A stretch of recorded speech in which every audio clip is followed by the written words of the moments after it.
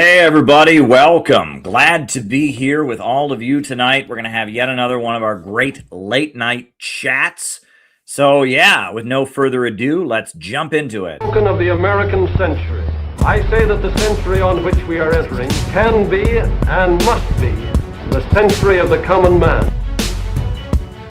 A radical redistribution of economic power. I mean, we know that racism is just a byproduct of capitalism. Everything would be all right if everything was put back in the hands of the people. We need a government that will make sure Americans are taken care of and organize the economy to serve the people, not the profits of a wealthy few. We now have the techniques and the resources to get rid of poverty. We got to start getting out there with the people. Get out of the movement and get to the masses. We need a government of action.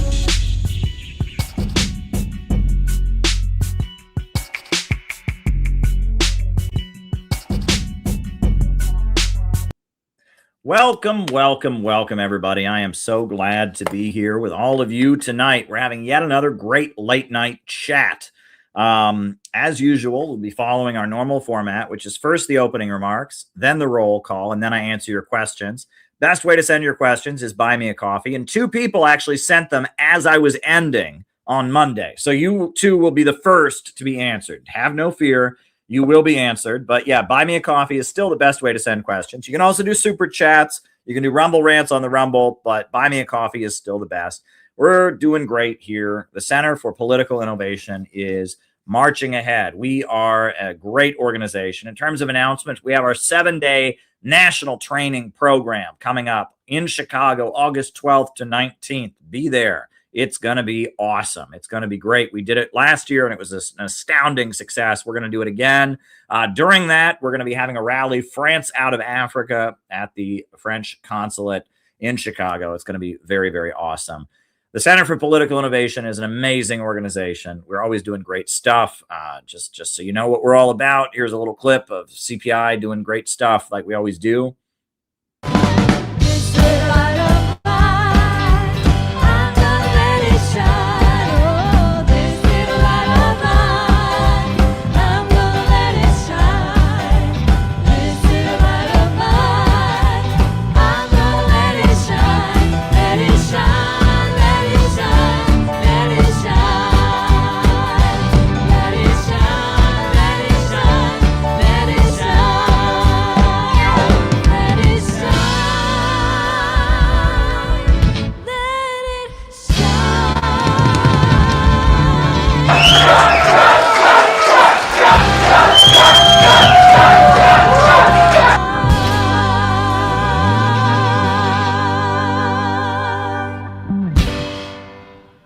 Yeah, we've had new members joining, and we're having our national 7-day training program coming up. Register today for the national 7-day training program. Become a member of CPI. You can go to the website and become a member. The Center for Political Innovation. We are the anti-imperialist group here in America, and we're doing great, great stuff. CPI is the future. So yeah, if you'd like to come to our national 7-day training program, you can register. The form is in the chat. We'll follow up with you. That's always good. But yeah, dare to struggle, dare to win. CPI is marching ahead. Now, just a reminder, we are following our usual format, which is I give opening remarks, then followed by the roll call. And then after that, I answer your questions for the remainder of the night. So if you've got something you would like me to talk about in the second half of the show, just go to buymeacoffee.com/Caleb Maupin and send your questions, or you can Cash at me, Caleb Maupin 22, Rumble rants. You can do super chats. We're monetized again. So yeah, just however you want to send your questions for the second half of the show. We're going to start with the 2 buy me a coffees that came in as I was ending last time, and we'll just keep going until people don't have any questions. I do have somewhere to be in the morning. I'm going to be going to a memorial service in the morning.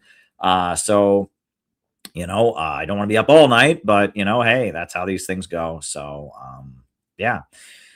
Dare to struggle, dare to win. So, yeah, we'll just jump right into it. Couple things that are on my mind. So today they revealed that we all know that on Sunday, it was Donald Trump's birthday, and he had a big mixed martial arts fight at the White House to celebrate it. So now we're being told by the FBI that there was a pretty vicious terrorist attack that was planned to take place during that event. Now, I've got a couple thoughts about this. I'm going to play the Fox News report on this terrorist attack, and we're just going to go through it bit by bit because there's a lot here. Good morning, everyone. Breaking news out of Washington, D.C. on a potential tragedy that's been averted. The FBI revealing earlier today it foiled an alleged terror plot that was set to target Sunday night's UFC Freedom event at the White House. So, good morning, everybody. I'm Bill Hemmer, live here in New York City, trying to figure this out as long as we go along today. Good morning at home. Morning to you, Dana. Good morning. I'm Dana Perino, and this is America's Newsroom. So nothing like a little breaking news in the morning. Officials say nearly 24 plotters were identified. They have 5 people in custody. The alleged plan featured explosive-packed drones hitting buildings near the event. Then we are told they would steer the crowds toward a sniper team in waiting, ready to pick people off. The vice president moments ago on Fox and Friends talking about the foiled plot. So much of the far left rhetoric is driving itself towards violence. It spins people up into these crazy situations where they feel like, I'm not going to argue against somebody, or I'm not going to debate somebody, or even vote against a politician. I'm going to go and commit violence. We're trying to look at the underground networks that drive towards this violence. 23 people do not get to the point where they're going to commit a mass terror incident in Washington, D.C. without some serious funding, without some serious coordination. And we've actually been trying to go with those networks of coordination because that's a terrorist plot. That's not a few guys doing crazy stuff. That is a coordinated, planned terrorist plot. Thank God we thwarted it, but we got to do more of that stuff. David Spunt is live in D.C. with the latest. David, this news just breaking. What do you know? Well, I've reached out to several sources, and I'm awaiting some more details, Dana, on names and specific charges. We're told we will get some more information as the day unfolds. This involves nearly 24 people as part of this potential network, according to authorities, and details were uncovered on an app called Signal, which is an encrypted chat app. 5 are in custody. Fox Digital reporting investigators have 23 people on a list as part of this potential network of alleged plotters. Investigators tell Fox the plan was to use drones with explosives to hit buildings near the White House, which would force a mass evacuation and steer crowds toward a pre-staged sniper team. A, quote, second wave was allegedly planning to storm the White House gate. FBI Director Kash Patel commenting in a statement this morning. I will read part of it. He says, on June 10th, FBI and our law enforcement partners became aware of a potential threat to the UFC America 250 event in Washington, D.C., involving individuals outside of the national capital region. And thanks to the rapid action of this FBI, our partners, and the DOJ in a multi-state operation, multiple individuals are now in custody, and allegedly planned attacks were stopped cold. And there is more. Investigators uncovered these Signal encrypted chats where several people allegedly discussed attacking the UFC event, and one of the people in the chat identified 23 Signal users discussing what's called pre-operational activity. Now, some allegedly planned to travel to Fredericksburg, Virginia, which is south of Washington, D.C., a day or two before the big fight to prepare for the alleged attack. One suspect allegedly told investigators the goal was to target, quote, capitalist elites, quote, billionaires or politicians who receive donations from the American Israeli Public Affairs Committee, known as AIPAC. And according to these sources, there was an arrest so far in Cincinnati, Ohio, where one suspect was taken into custody. But as of now, Dana and Bill, no information on any type of foreign interference, foreign relations, or information on names of these people. We are pressing our sources to find out more, to see what officials have to say in identifying these people that are in custody, as we're being told. And can we expect a press conference from the FBI or DOJ? As of now, we're told there is no press conference scheduled. We asked to see if somebody would be on camera today to talk about this. We're told no press conference. Of course, that could change, but as of now, It appears that there's not going to be.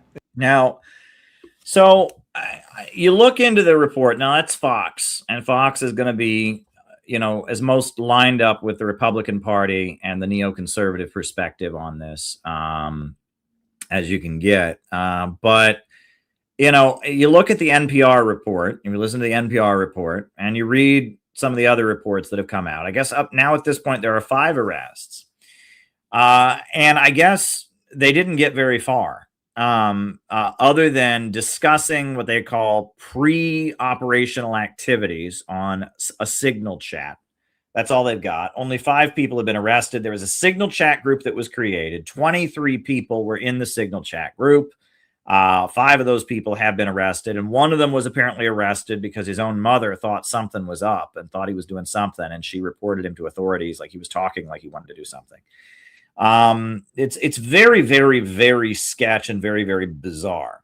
And apparently, you know, that the arrest happened on the 10th. But there's a couple things that stand out. First of all, and I mean, I'm going to play the rest of the report and we'll talk about more. One thing, the first thing is it's really, really, really dangerous. Let me emphasize, it is really, really, really, really, really, really, really, really dangerous if you're on your phone and somebody starts talking about doing something illegal. And if you're in a chat group or if you're in some place where people are doing that, get out of there immediately. You know, and I see people acting a fool all the time. I really do. I see people, you know, because honestly, you know, we know about entrapment. Entrapment goes on. The Governor Whitmer case, there's been entrapment of Muslims ever since 9/11. They've been entrapping people, right? This whole thing could be completely manufactured by the FBI, or it could be a legitimate organic threat. I don't know. But one thing I have seen a lot of is especially young man who wants to impress everybody with what a great communist he is, how tough he is.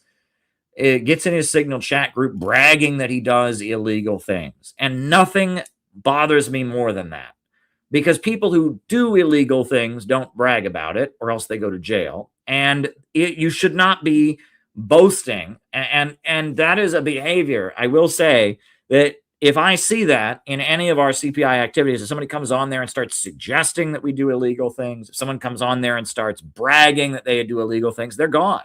They're out of there.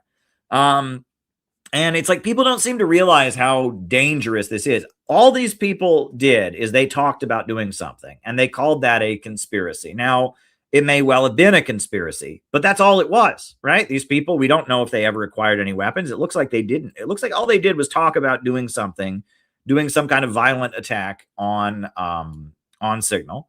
And that was enough that they could get arrested. And that's the U.S. law. That's how conspiracy laws work. And, you know, I have been attacked relentlessly. Every time I advocate a peaceful transition to communism, I get 15-year-olds, you're a revisionist. I want violent revolution. I love guns. Shut the fuck up. What is wrong with you?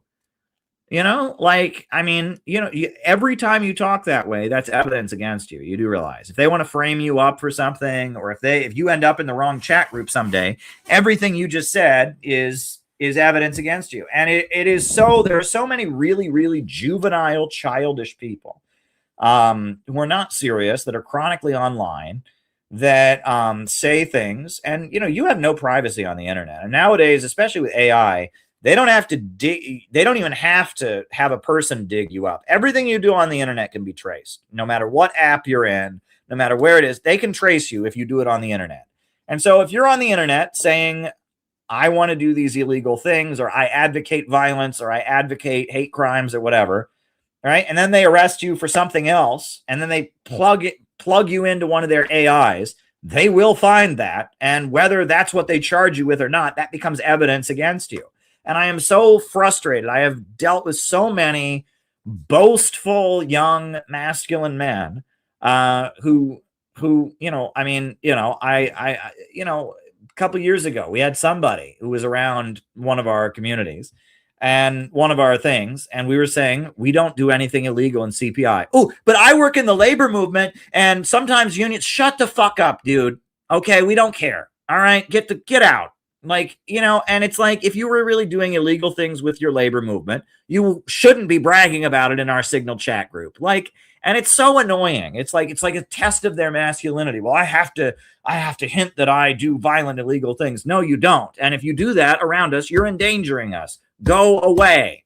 And it is an annoyance. It is an annoyance, right? People, you know, and what it is that if you're just an online kid, right? If you're just a 15-year-old on the internet, you know, and you're not actually doing any activism or anything, yeah, the chances of anything happening to you because you're on the internet talking are pretty mild. But if you're in the Center for Political Innovation, and we have spoken with Russian President Putin, and we have traveled around the world, and we blocked the No Kings parade in New York City with big Iranian flags, we have to be really careful, right? And if we were to talk the way you talked, they would round us up and throw us all in jail. And the immaturity of these people, it's like, oh, I want everyone to know I'm a big tough guy. Shut the fuck up.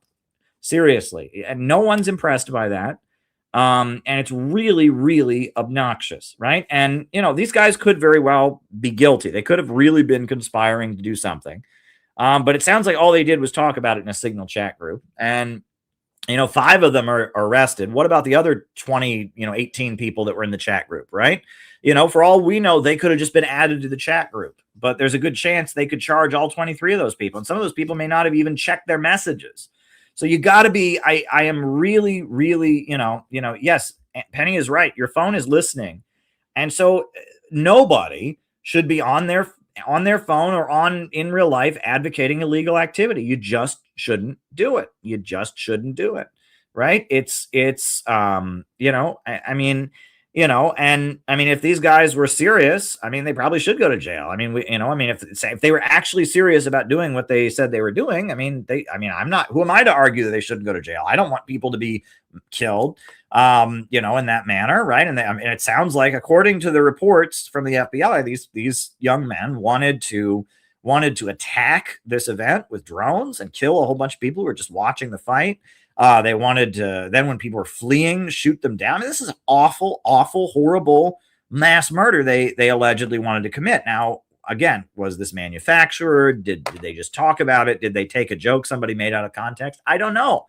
But one thing that I cannot stand is people not understanding that if you act in an irresponsible way, they can use it against you. And so that's my first thought on this. Like, if you're on Signal, the last thing you should ever do is brag. Oh, I do illegal things. Oh, shut up. No, you don't. And if you do, don't do it around us. So that's one thing. That's one thing I just wanted to get out of my system. There's some other things with this story. Well, let's continue the Fox report. I've got some other thoughts on this. One person in Cincinnati. That's what we're hearing. Other locations, cities, states given? As of now, no. We're told one person in custody in Cincinnati. According to the FBI director in that X post, he said multiple people outside the capital region. They were going to travel to Fredericksburg, Virginia, south of D.C., but the only arrest we're aware of is in Cincinnati as of now. But 5 people in custody. So I suspect we'll find out where those people are from as soon as we can, and we'll bring it to you. All right, David Spun, thank you. So Bill Daly, Thanks, former guys. FBI investigator. Bill, want to get your top line thoughts. Sounds like they're still running this down based on some of those answers from David. Absolutely, Bill. And actually, 2 things jump out at me, Bill. One is this apparent short time frame. We just heard from your reporter that the FBI only heard about this or knew about it back on the 10th. It only gave them a couple of days for them to conduct the investigation and really thwart this attempted plot. The other thing that really jumps out at me is what appears to be, I call it kind of a sophisticated, kind of robust plan that these individuals had. Whether those people were able to actually carry it out, we don't know. But there was this kind of tiered approach where they wanted to use, drones. They were going to use snipers to shoot at people as they were funneling. Now, it's interesting. I can't play the NPR report on here, but this guy is a former FBI investigator, and he's making it sound like these people were on the brink of killing thousands of people. If you listen to the NPR report, they had a very, very different interpretation of events. They said they didn't get very far. It's not clear if they were actually going to do it, but they did talk about it. That's what they've been arrested for. And they were much more suspicious, which is interesting, right? So this guy who's a former FBI agent and is now on TV, he's making it sound like, oh my God, this was about to happen and we're all going to die. The other guy, the NPR report makes it sound like these were just some guys talking on the internet about doing illegal things, which is a crime. It is a crime. That's called conspiracy, right? And remember that, right? No crime has to actually take place. That's what's so crazy about conspiracy laws. No crime has to actually take place. They just have to prove that you and a couple other people got together and talked about committing a crime, and you can go to jail. And that's like no other country in the world are the laws written that way. It's pretty crazy, the conspiracy laws we have here. So if somebody starts approaching you and talking like they want to do something like this, get the hell away from them as fast as you can. The event. So it suggests to me that there was some, pre-arranged, surveillance, if you will, of this event. They knew how it was laid out. They knew where they were going to position people. And the other thing, Bill, that kind of jumps out at me is this kind of 23 people possibly involved. In the past, we've heard about incidents where one or two people, kind of lone wolf kind of individuals, plan these things. But to have 23 people somewhat involved, now whether they were directly involved or whether they were tangentially, it almost doesn't matter. But it appears to be from this signal chat, this encrypted app, that there are about 23 people who had that knowledge of or complicit in this plot. Bill, Dan Bongino is the former deputy FBI director, and he said this about his worry about drones. I've been warning about, certainly not just me, but a number of people who've been in the space, this just not future threat of drones, the now threat of drones. I mean, we saw a spider web in Ukraine, that massive operation. Where were these kids going to get military grade drones? The suspect who was arrested in Ohio was 19.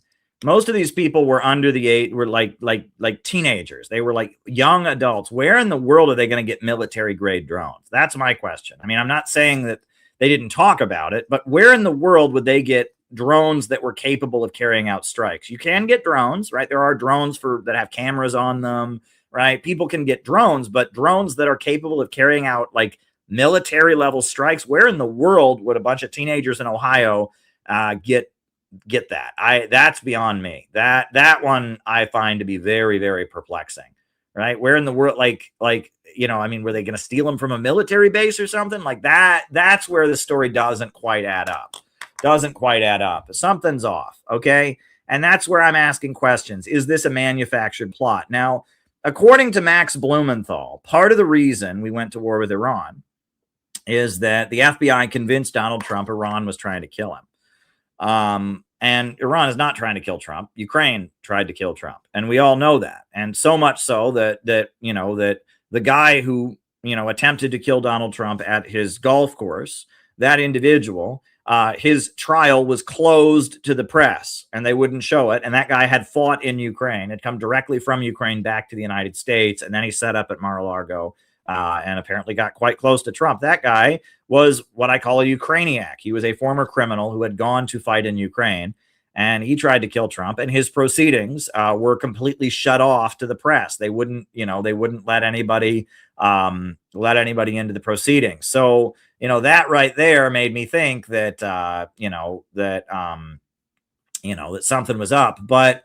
But yeah, I've got some more thoughts about this. This reminds me of a couple other incidents that have happened recently.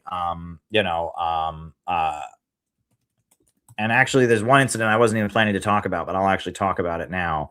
But anyway, we'll finish the Fox News report. But I've got a couple thoughts. But yeah, we'll finish this. He is evolving on probably weekly, if not monthly cycles now, and don't think that people looking to commit malicious acts, terrorists and others, haven't picked up on this.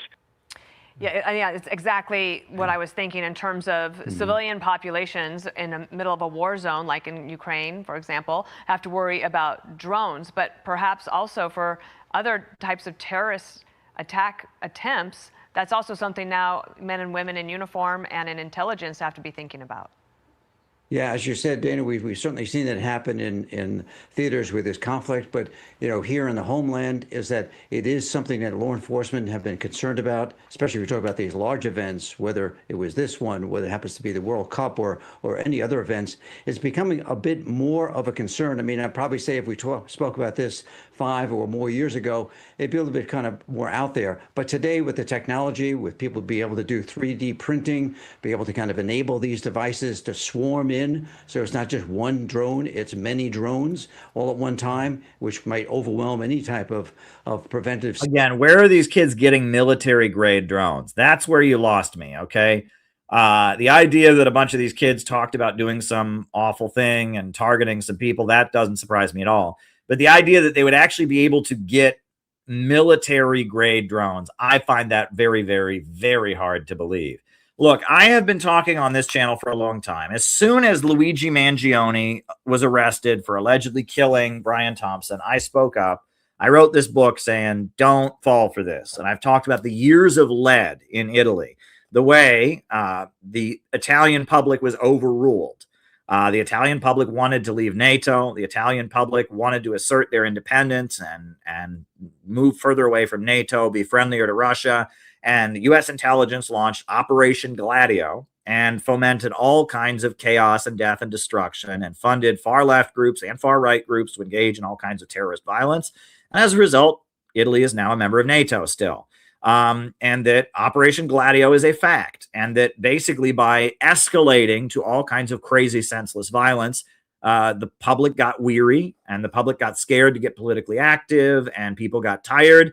And as a result, the status quo prevailed. And I've talked about David and Goliath, right? That you never want to create a David and Goliath scenario. The art of counterinsurgency, according to Frank Kitson and William S. Lind, is you never make it David versus Goliath because everyone wants to be with David and nobody supports Goliath. Instead, you make it so Goliath just stands back and David fights another David and there's another David and there's another David and no one can figure out who the real David is. And Goliath just says, look, I just want to get along. Why are you Davids all fighting with each other? That's the method through which they are able to defeat insurgencies. And it worked in Northern Ireland, and that's how the IRA was subdued. It worked for the British in Kenya with the counter gangs. And, you know, and it seems like in America, they are trying to foment a years of lead. And the assassination of Charlie Kirk and the way social media manipulated that, the alleged crime of Luigi Mangione, which I am not sure he's guilty of. I mean, it's alleged, but the way they turned Luigi Mangione into a hero for allegedly committing an act of terrorism on the street, I would argue that there is a years of lead kind of psyop going on.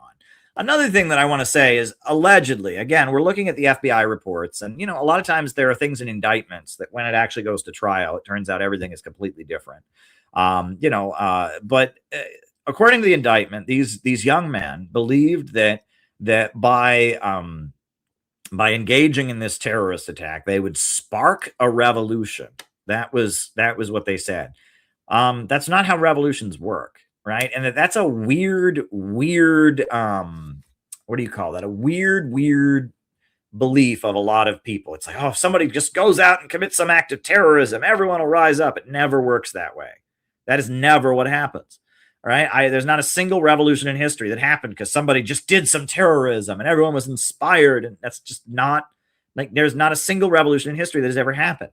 And that generally isolated acts of adventurous terror, assassinations, bombings, things like that, they enable the government to crack down on dissidents. They make people afraid to get involved in politics.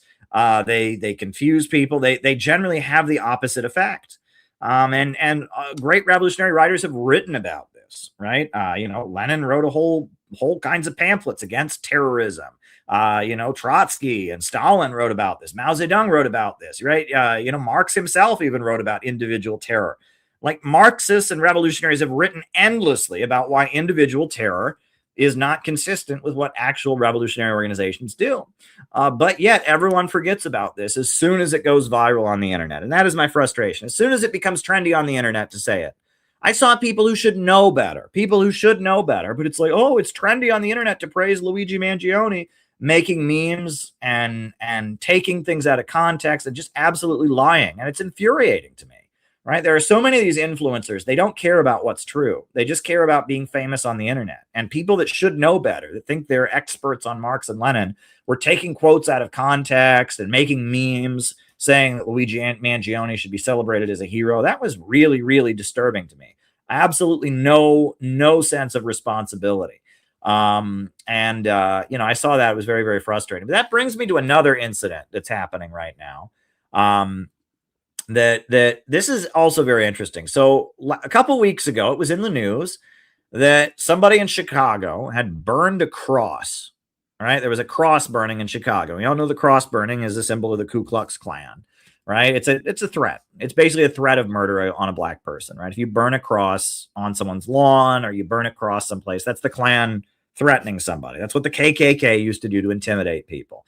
The Klan would burn crosses in their ceremonies, and then during the civil rights era, in particular in the 50s, when they wanted to threaten a civil rights leader, they would go to their lawn and light a cross in their lawn. Well, so this is local news in Chicago. They figured out what happened with this cross burning in Chicago.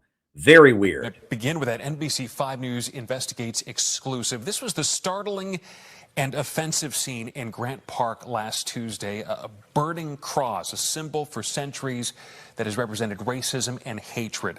For just about a week now, Chicago police and the FBI have been trying to identify a man who is suspected of setting up this cross and torching it. Well, tonight, the NBC Chicago investigative team has now ID'd a 21-year-old college senior who says he is the person in this photo and describes why he did it. To our investigative reporter Chuck Gowdy, who has interviewed the man behind the burning cross, and tonight has this exclusive story. This is so weird, folks. This is so weird. I mean, wait till you see it.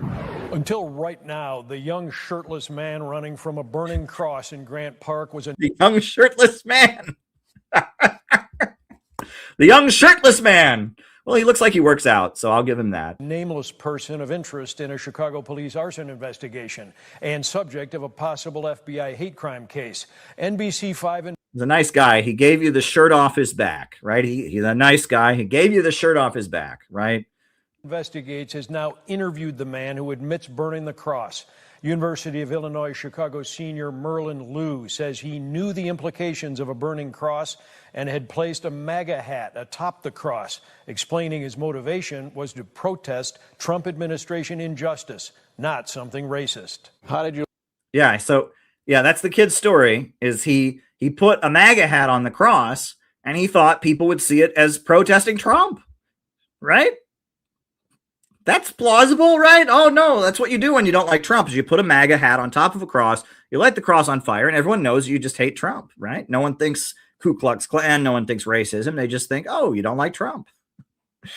What? Land on a burning cross. Just, it came up to my head one day. I wanted to find something that I could do by myself, like no organization, no friends, no... I did know about this this historical relevance before. So he wanted to do something by himself with no organization, no friends. That's odd. That almost sounds to me like he's been told to say that. Like there were people who helped him out and he's taking the fall. And like the first thing, and no one helped me. I had no accomplices. You know, I mean, that right there makes me think, like, why would you say that? Right? And if that's actually true, why wouldn't history change, social change? You want to make social change, join an organization, buddy. The civil rights movement, the labor movement, I mean, why in the world would you not want to join? If you want to change history, generally that does not happen with lone acts of terrorism and lone acts of racist speech. It happens with people joining mass movements. So why, if that's true, first of all, what's your problem with joining an organization? Why is he so scared to join an organization? Number one, if he wants to make a change. And number two, like, why is that the first thing out of his mouth? That makes me think he did have accomplices. Beforehand, but I didn't know the severity, how racially motivated it may seem from what I did. So he knew that the burning the cross was a hate symbol, but he didn't know how extreme it was. And so he thought burning a cross in the middle of a public park in Chicago would be a good thing to do. This is so bizarre. This is one of the most bizarre incidents I've ever seen. Because my protest has nothing to do with race, nothing to do with gender. Should you have done it some other way? Yeah, probably. Merlin Liu is a 21-year-old Naperville native. And Liu rips this forehand shot. That's him playing tennis at Neuqua Valley High School, where he was graduated in 2022. Last week, Liu sent this scripted video to NBC, claiming responsibility for the cross burning, but saying he had no affiliation with the Ku Klux Klan, apologizing to those who were offended. In the video, he also criticized President Trump. I don't want to wait till his term ends. I don't want to wait until he may or may not get impeached. I want him gone right now. On that video, are you... What does that mean? Right? That's even weirder. So he doesn't want to wait till his term ends, and he doesn't want him to get impeached. So is he calling for the president's assassination? That's what that sounds like. So I'm even more confused. So he doesn't want Trump to get impeached, right? I mean, impeach Trump. That's what a lot of liberals want. And he doesn't want his term to end. So what do you want? You want him to like have a heart attack? Like that? I mean, I'm really confused by this case. Something is off. Something is way, way off in this case. There is something we're not being told. He had motivations that he's not sharing with us. you don't burn a cross in a public park and not know that's a symbol of racism. Something's off. Threatening him? No. You say that you think that he should be brought to an end. I said he deserves to stand trial to the American people. Some paraphrase, I guess. But that's what impeachment is. And, they can put you on trial after they impeach you. But in order to bring charges against the president, you have to impeach him first, and then he faces criminal charges. I think you use the word end. That's what I mean by end. I mean, by end, I don't mean like a civil war, if that is the imagery that you're trying to imagine. Liu says he built this cross after carrying wooden slats from his near West Side apartment to Grant Park last Tuesday afternoon. He showed the red ball cap that he put on the top beam and used lighter fluid and toilet paper to get it all going. I put a red hat to signify the MAGA hat, the Make America Great Again hat. So that was, that's what I tied on top. But that's not visible in the one. Yeah, you didn't notice that, like, no one can see the hat. Right? People just see a burning cross, you dumb kid.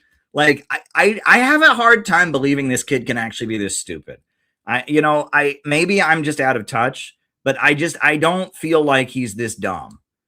I don't feel like he's this dumb. I feel like somebody put him up to this. That's what I feel like. I'm just telling you my personal opinion. I have no, 100% proof. I'm just telling you somebody put him up to this. This is bigger than this. Is so bizarre, right?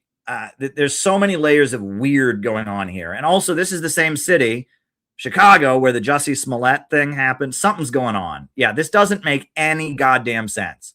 And also, like, why did he dig himself a bigger hole? Right? So it's like he did this already. This is a serious crime. And then he makes a video about how he wants to end President Trump and he doesn't want him to be impeached and he doesn't want him. So he's like, so he digs himself an even bigger hole when he confesses. Like, this is one of the most bizarre things I've ever seen. This kid's in college, right? Video that was taken by a motorist. Liu says he was protesting what he calls MAGA Christian nationalist supporters and the Trump administration ruling class. That's what you do, right? When you're mad at Trump, you go burn a cross. That communicates that so well. Scamming people. We're just scamming out of money, right? And I think that's a great reflection of how this country works right now, where money controls everything. Money has power over healthcare. Money has power over transportation. Chicago police and the FBI have been trying to identify him ever since, putting out this flyer with pictures of him running away, CPD labeling it an arson. Are you surprised nobody's identified you to this point? And a little bit. Called them? A little bit. Are you surprised they didn't catch you? Yeah, actually. That's even weirder. Like, he expected that they would catch him. Like, what in the world is going on with this case? I don't want to just keep repeating myself, but I'm just like, something is not honest. Somebody's not telling the truth here, okay? But to me, that's not that important. Right. I don't really, to me, this issue is bigger than just myself. Did you make it all the way through almost 4 years at UIC without somebody teaching you that a burning cross is one of the most divisive symbols in America? Good question. Good question. You made it through 4 years of the University of Illinois, Chicago, and you had no idea that a burning cross might be offensive, might be a hate crime. No, I didn't. I don't really have any, I never grew up with religion, never. You never grew up with religion? What does that have to do with it's American history? Really surround myself with people with it. My childhood friends, I remember them going to confirmation and stuff like that, but it's a symbol of the Ku Klux Klan. I mean, that really is where it started. Nobody ever. That's his reason. Oh, I didn't go to church when I was a kid, so that's why I didn't know that that burning crosses were not okay.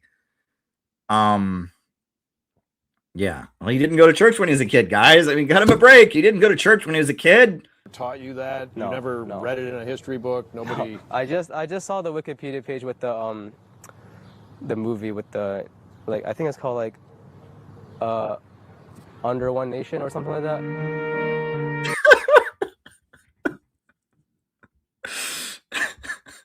I just saw the Wikipedia page. Oh, God. Oh. The Birth of a Nation is a famous 1915 silent film that romanticized the KKK and showed a cross burning. Was it a hate crime? No, for sure not. In no way possible was that a hate crime. I do understand why it was interpreted that way, and I apologize for that, but no, the intent was not there. The FBI and Chicago police will determine that and what charges may. Yeah, I'm telling you, something's going on there, right? Jussie Smollett, you all remember Jussie Smollett. He was in Chicago, and I did reports on it. He was in Chicago, and he faked a hate crime against himself. And the story of the hate crime didn't exactly add up, but, you know, and then we found out that it was faked. And Jussie Smollett went on trial for faking a hate crime against himself, and the judge dismissed the charges, and he got no criminal charges. And I heard about that Jussie Smollett. Jussie Smollett was a famous actor. He was on the show Empire, and he faked a hate crime against himself. And at that point, I was convinced the fact that he immediately got media attention for it. Right, he immediately got media attention for it. Do I have my report on Jussie Smollett? Can I show that? Do I have a? Yeah, I did a report about Jussie Smollett's, faked hate crime. I can show that. But he was a famous actor. He was on the show Empire. He faked a hate crime against himself. And then after that,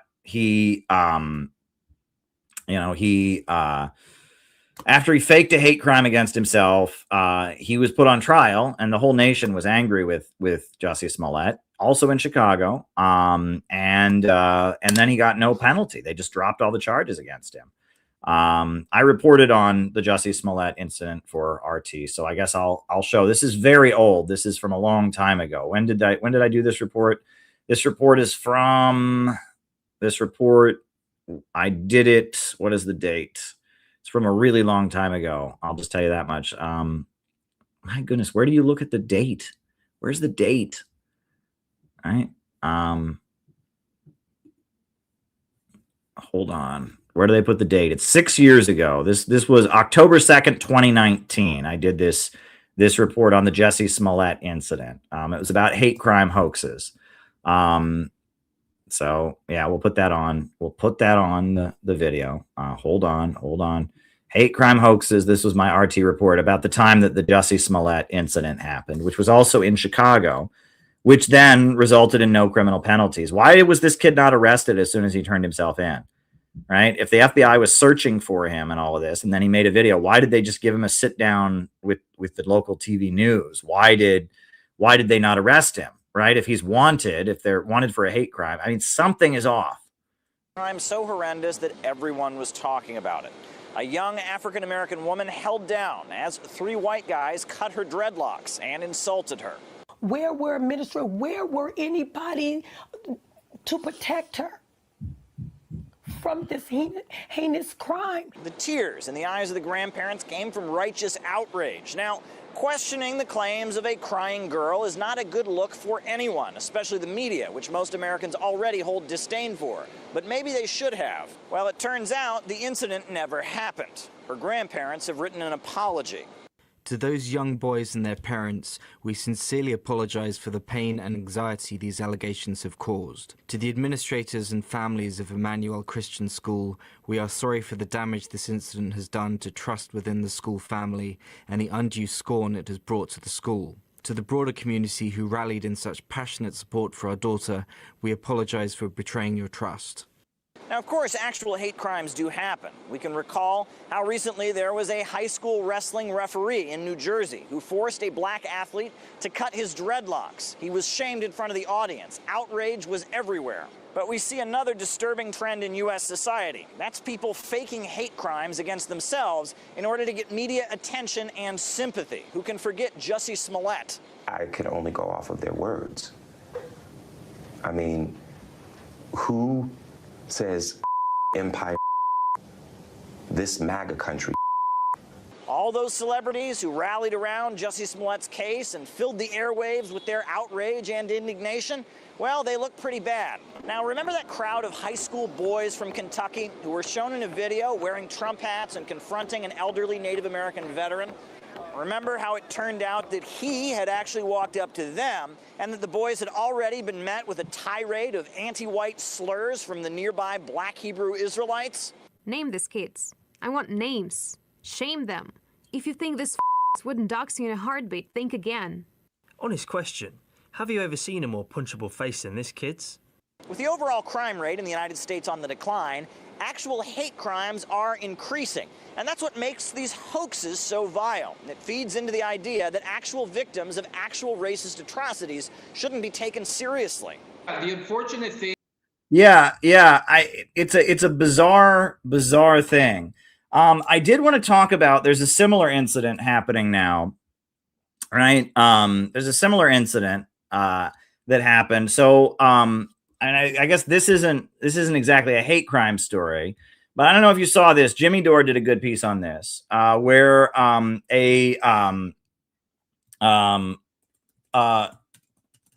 kid from Cornell University was offered an internship.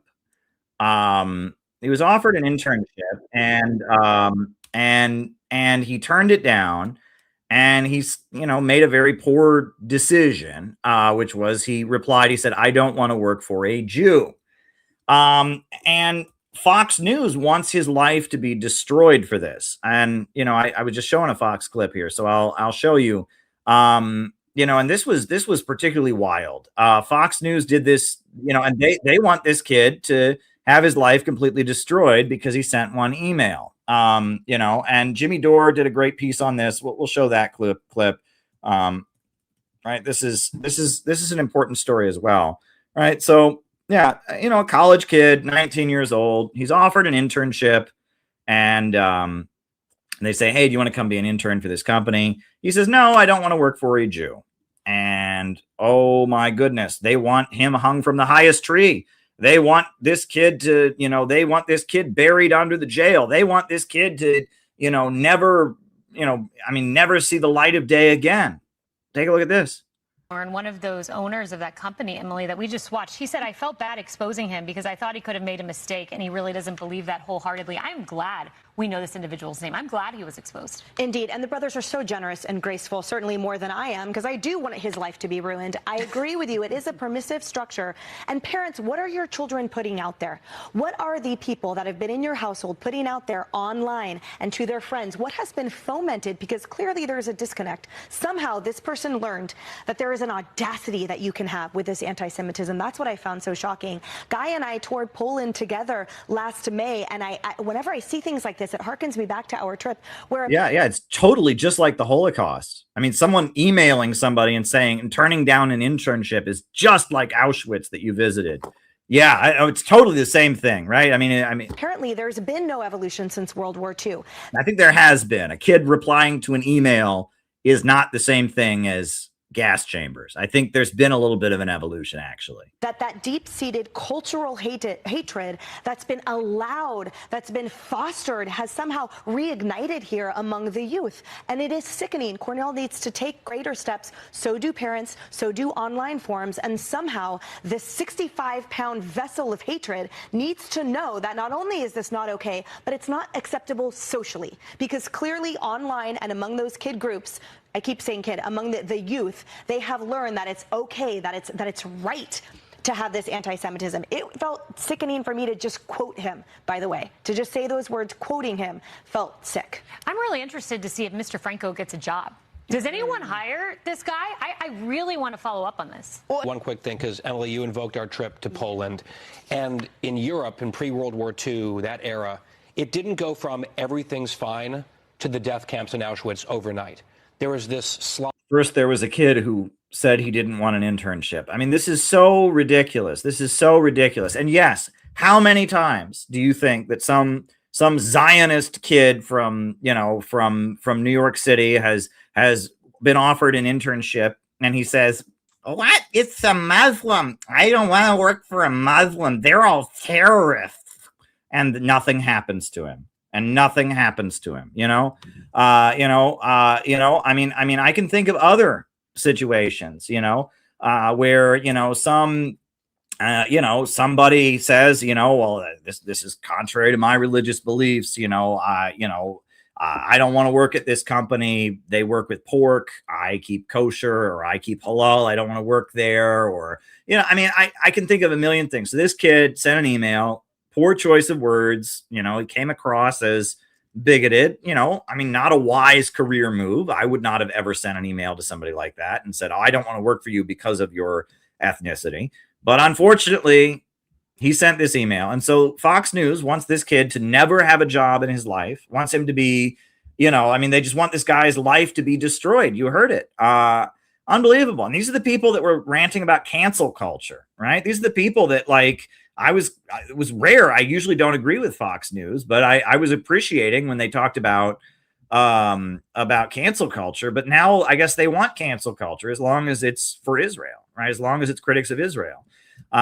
It's absolutely insane, right? And I really don't understand this. I really, really don't get this. This is, the Zionists claim they are the most oppressed minority in history, right? They are the most oppressed people. They're the most, like, no one has ever suffered the way they've suffered, right? I had one of my coworkers when I worked at an insurance company inform me that all religions except for Judaism are just an excuse to kill Jews. He told me, right? That's the only reason you would think of a religion other than Judaism, was because you don't want to follow the Talmud and you want to persecute those who do. The Torah, not the Talmud. And then he also told me that Martin Luther King Jr. was an anti-Semite. I said, that's not true. I said, Martin Luther King Jr. was a big supporter of Israel. Yeah, but he was organizing black people, he told me. And whenever one race starts organizing, it's because they want to kill the Jews. He told me this. One of my coworkers said those very words to me. When one race starts organizing, that means they want to get together and kill the Jews. Yeah, they're the most oppressed minority in the world. And yet one kid sends an email and national television is calling for this kid to have his life destroyed. This is crazy. How many anti-black emails are sent every day? How many homophobic emails are sent every day? How many sexist jokes are exchanged? This is bizarre. It's really, really bizarre. And this is also Fox News that has been constantly telling us, facts don't care about your feelings. Yeah, but I guess, I don't know. That's a really, really frustrating segment. So we're living in a very, very strange time in our country. I have no idea what really happened with those kids who got arrested by the FBI for the UFC terror plot. I really hope that I don't even know what I hope about the case. I don't even know what to think about it. Were they really planning something? Well, I certainly hope not. Were they entrapped? I don't want that to be the case either. So I don't know. Something's going on. And again, years of lead, folks, years of lead. There's a lot of psyops going on. I look at that case in Chicago with the cross burning kid, and I think he's lying, right? He's lying. Why is the first thing out of his mouth? No accomplices. I had no accomplices. Why did the FBI not arrest him? Why is he not being interviewed from a jail cell? Why did he threaten President Trump in his confession video? And what's going on there? And how could he have thought that was not a racial symbol? And his excuse is, I didn't go to church when I was a kid. Like, something's off. Something's way off about that case. Something's way off. And something's off. In this case, something's not off about it. It just shows you how entitled Zionists are, right? They can say all Muslims are terrorists. They can say kill all the Muslims. They can say, the Bible is anti-Semitic. They can say all kinds of things. That's fine. But one kid at Cornell University sends an email and he should have his life destroyed. He should have his name blasted all over social media. It's a lot. It's a lot. But anyway, got a couple other things I want to talk about. But before, I will remind you all that we are, tonight we are doing answering people's questions. So if you got something for me to talk about in the second half of the show, go to buymeacoffee.com/Caleb Maupin. Send your question. Questions are always appreciated. There were two that came in last time as I was ending the show. I'll answer those first, but send any questions you got, folks. Get me talking. I got a couple other things I wanted to talk about. Another one, we'll just throw this out there. Jose Vega is doing a great job. I don't know if you guys have seen. Jose Vega is doing an amazing job. He's a young anti-imperialist, and he just debated.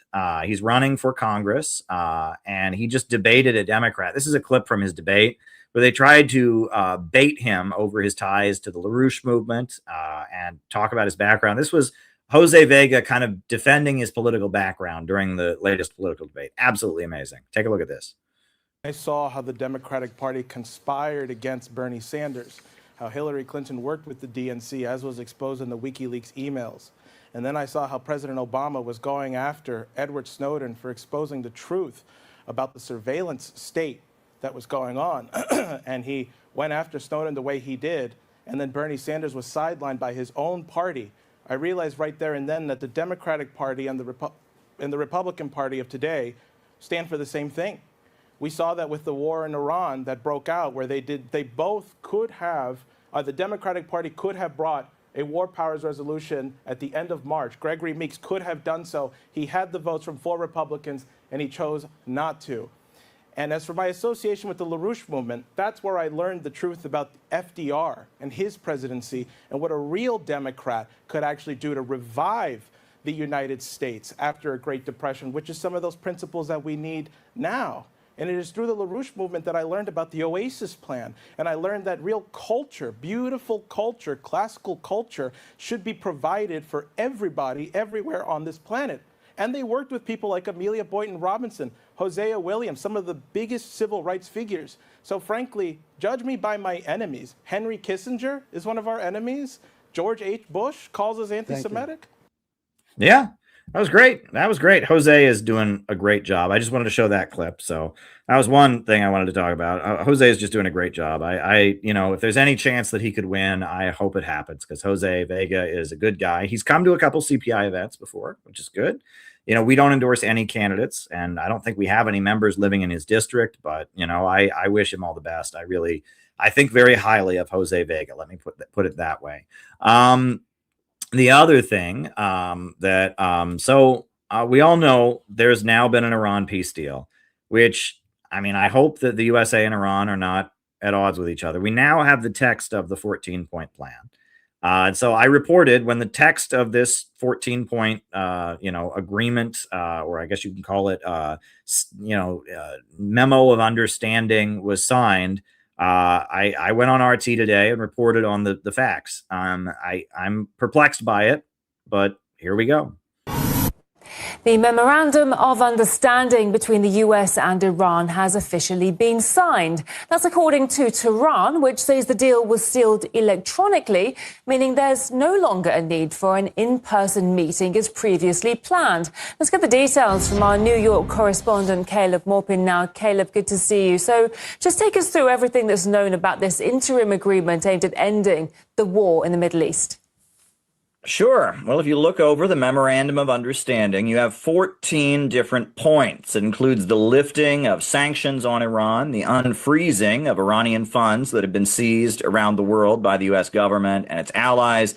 It includes opening the Strait of Hormuz for at least 60 days. In addition to that, it's expected, the agreement says, that it will all be then ratified by the United Nations Security Council. Now, the agreement is supposed to include Iran affirming its right to peaceful nuclear energy, but also at the same time making clear they will never seek a nuclear weapon and negotiating with the United States over the course of the next 60 days regarding their peaceful nuclear energy program. Here's what Donald Trump said about the Memorandum of Understanding when speaking on it. If we didn't do this deal, we could have dropped more bombs for another 3 weeks, 2 weeks, 4 weeks, 2 years. You would never have the Hormuz Strait open. You would never have success. Your market would have, instead of going up at levels that nobody's ever seen before, would go down at levels that nobody ever saw before, maybe except for 1929 or whatever. The tough guys that would drive the country right down the tubes. No president in history has ever been tougher on Iran than I have, and they know that. And by the way, if they don't honor the agreement, or some things aren't even mentioned in the agreement, it's a memorandum of understanding, but we have an understanding of certain things without writing it. And if they don't honor that, we'll probably go back to bombing them until they honor it. You know, it's amazing what bombs can do. Now, the Memorandum of Understanding is supposed to represent a permanent termination of hostilities, and it does not only include the United States and the Islamic Republic of Iran, it also includes an end to hostilities in Lebanon, where Israel continues its military operations against Hezbollah. Now, Donald Trump was pressed on that aspect. Here's what he said. I think they could do better with respect to Hezbollah. I'm not saying they shouldn't protect themselves. I'm saying when 2 drones are shot into the desert and drop harmlessly, you don't have to knock down buildings in Beirut. They could behave better. I don't think they're doing well. And I feel very bad for Lebanon. Lebanon's been, you know, it was a great culture. And for the last 50, 60 years, they have been just trashed. They have been living in hell. You have people living there. Buildings are being dropped on top of them or right alongside of them. How would you like to live there? It's so unfair, especially Beirut. You know, you go into Beirut, and I looked at the scene 2 days ago, yesterday, where they hit. That was a big hit. That was unnecessary in my book. Now, originally, there had been plans for U.S. leaders and Iranian leaders to meet and sign the agreement in person. Now we understand those plans are off. Rather, the digital signing of the memorandum is sufficient. Now, the individual in Iran primarily credited with negotiating is the Speaker of the Iranian parliament. And he made clear that his finger is still on the trigger and that his trust for the United States has not increased. If anything, he's more suspicious of the United States in the aftermath of this totally unprovoked attack, the murder of Iran's supreme leader, the bombing of Iran, the killing of many Iranian civilians, etc. Now, in Iran, many are seeing this as a testament to Iran's strength. The fact that Iran withstood an all-out onslaught by one of the most powerful countries in the world. It effectively retaliated against U.S. bases and infrastructure in the region. And it appears that if things proceed according to plan, sanctions on Iran will be lifted. Iranian funds will be unfrozen around the world, and Iran will get a lot of relief from the pressure the United States has been placing on Iran for the past several decades. Now, already we're hearing many in the pro-Israel camp in America speaking up to denounce the deal. Ted Cruz, Ben Shapiro, and others, and they seem to be angry about the deal, and they seem to be calling out J.D. Vance, the U.S. vice president, who is largely considered to be responsible for negotiating the deal's finer points. But at the moment, a lot remains unclear. The agreement does indicate that the first 60 days will be key to seeing how it proceeds. The UN Security Council is expected to ratify the agreement. However, that is a sticking point. It does say an end to hostilities in Lebanon. Israel is currently battling Hezbollah in Lebanon. So a lot is up in the air, but at the moment, many are optimistic, and markets are certainly improving in light of this announcement. Joining us from New York, that's RT correspondent Caleb Maupin. Caleb, thank you. Let's continue the conversation. Yeah, so I don't know what's going to happen. You know, I guess we should all be impressed with Iran, that Iran has been able to, you know, face down the United States, endure these horrendous attacks, and now it appears they've extracted a pretty good deal from the United States. And if the sanctions are actually lifted against Iran, if Iran maintains its peaceful nuclear energy program, but it also, you know, doesn't have any sanctions, gets all its money back. I mean, I think that would be a good thing. I'm a little bit, you know, deer in the headlights, so to speak, because I don't know what to say about this. And that's where I'm at. I mean, my heart just goes out to the people of Iran. I made a film in Iran. I'm one of the few people that's of American descent that's actually met the supreme leader of Iran, the one who was murdered. And so, you know, the whole situation, I'm proud of the great anti-war work that CPI has done. And, you know, we're just going to keep watching the situation. So I will say that I did call into Craig Pasta Jardula's show. It was suggested by a friend of ours, that I call into his show this morning. And so I called into Pasta's morning show on his channel. And his co-host was Karen Kwiatkowski. who is a former NSA, member and an anti-war voice.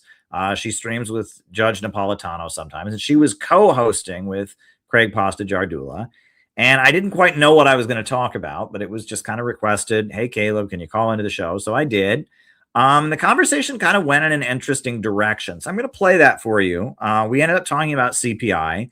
And I think that her reaction to me is interesting. So I'm going to put on the clip of me, calling into, Pasta's show this morning. And you can watch this NSA whistleblower turned anti-war activist and Pasta and myself. And yeah, I see how they reacted to my voice on the phone talking about Stalin. We talked about Stalin. We talked about, growth and innovationism and all kinds of stuff. And yeah, here we go. This person would call in. This is Julia MR, or Julie Mister, whatever, 8416. You can't deny that white people have experienced discrimination. I have friends who have experienced it in job searches. Denying only fuels division. I'm not denying it. I'm saying that Caleb may be on the phone. Oh, we do. Who is it? Let's hope it's Julia. Hey, caller. Where you calling? Going? Yeah, I think it's Caleb. Who is it? This is Caleb from Center for Political Innovation. How's it going? Caleb Maupin, ladies and gentlemen, called in to join us and hear and talk. Be careful, Karen. You're already getting branded as a Marxist for coming on my show on a regular basis. Now you're going to get a communist Marxism here. You're going to have no way out. They're going to look at you, Judge Knapp, and go, what the hell is going on, Colonel Karen? Caleb, what do you got for us today? I was just talking about the attack on white men. Oh boy. Well, I don't know. I mean, I was listening, and the stuff about the recruiting ad, and that's certainly disturbing and such. But when I heard about the Good Samaritan, I mean, people need a community now more than anything. They need to be part of a group of people that are working against this. People feel so powerless in the face of all of this, and they see, we voted for Trump. A lot of us did, hoping that he would end the wars, and we got even more wars. And, Obama and the Democrats have let us down so many times. And I think people want to get involved in doing something.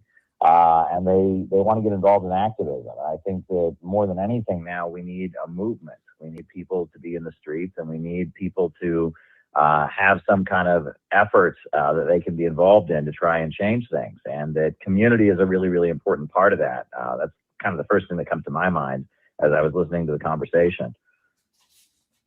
Karen, do you want to respond to that? Because I'm gonna push back on my good friend Caleb in a second, but I'll let you go first. Yeah, no, I mean, I agree. I mean, community is important. And that community, I think, needs to start at home. And we also have the blessing of the internet. So we also have, our virtual communities, which are global and national and issue oriented.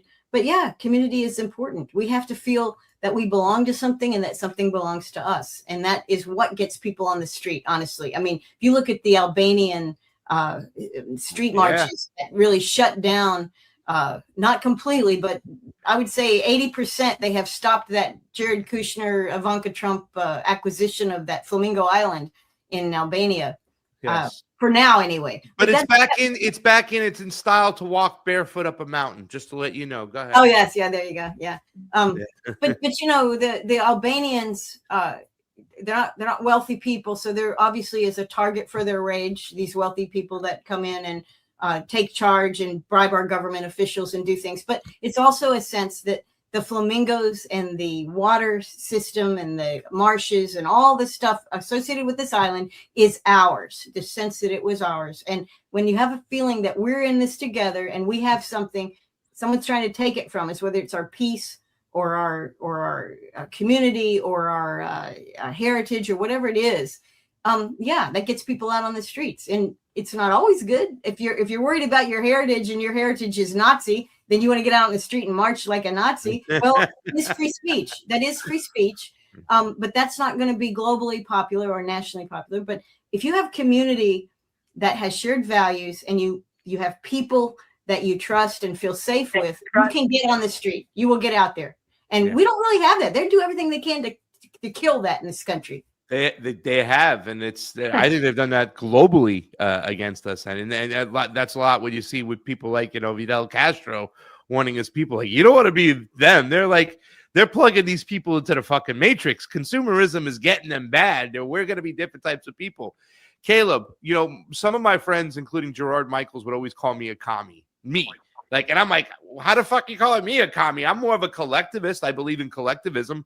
If you call me a socialist, I'd say, yeah, but I don't want to subscribe to anything, that is so set in stone. I want to have some wiggle room there. I just want to be able to say, I think that, I don't know if it's an absurd comment when I say nobody on this planet should go without food.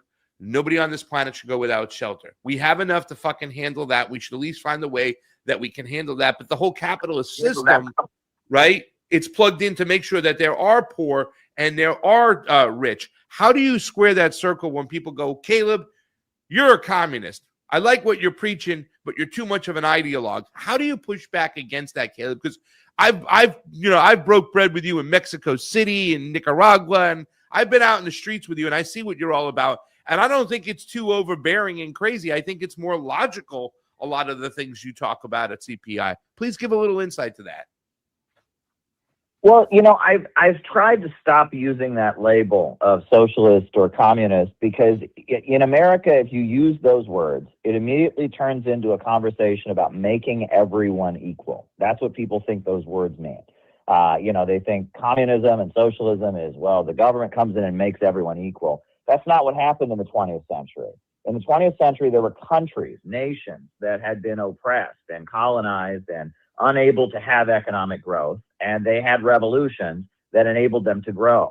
And that's what Stalin was all about. It was the 5-year plans. He built the world's largest hydroelectric power plants. He built up the world's largest steel industry, the world's oil industry. The Soviet Union was, fighting to have economic growth. And the Chinese Revolution is the same story. And many of the revolutions that we see in the 20th century in Cuba, on the African continent with Kwame Nkrumah, what Gaddafi did, he made Libya the country on the African continent that had the highest life expectancy, built the world's largest irrigation system, the great man-made river. The essence was really, it was a struggle for economic growth, and that imperialism, the global capitalist system, we talk about the World Business Forum, and they want to stop economic growth. The ultra monopolies of Wall Street and London, they want to stop economic growth and maintain their dominance and keep countries poor.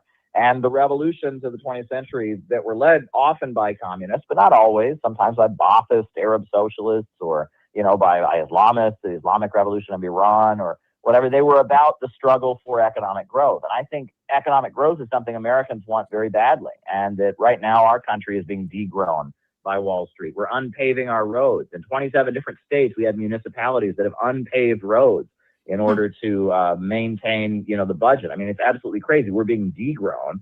And the fight is between those forces in the world that want growth centered around the new rising BRICS economy and the forces that want to stop economic growth. And so when I talk about innovationism and the Center for Political Innovation we're calling for a government that is pro-growth and invest in communities, invest in people, rather than the power of big monopolies, rather than war around the world. We need a government of action that fights for working families and is pro-growth.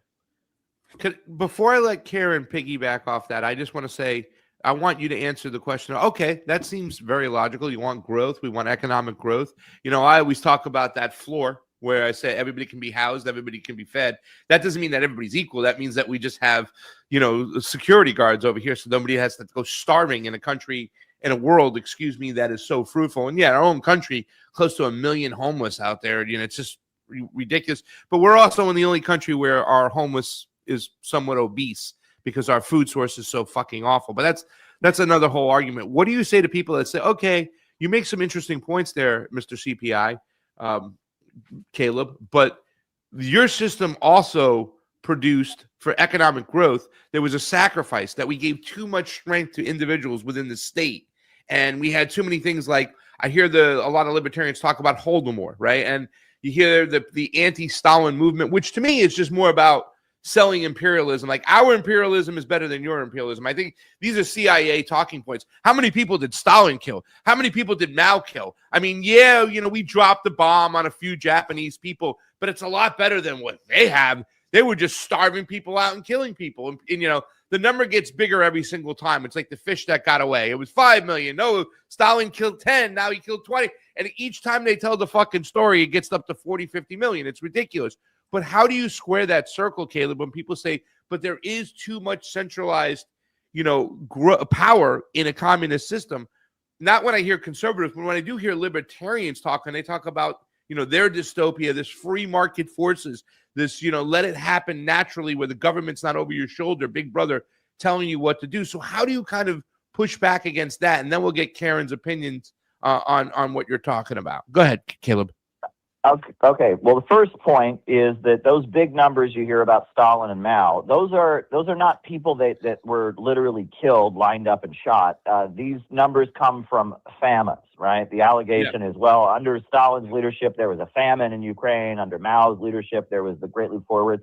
What they're not telling you is that these countries had famines all the time before the revolution. Nicholas Nazar oversaw a famine that was huge, I think, in the late 1800s. Please continue. Yeah. Yes, in China, they had huge, massive famines during the Century of Humiliation where people died all the time.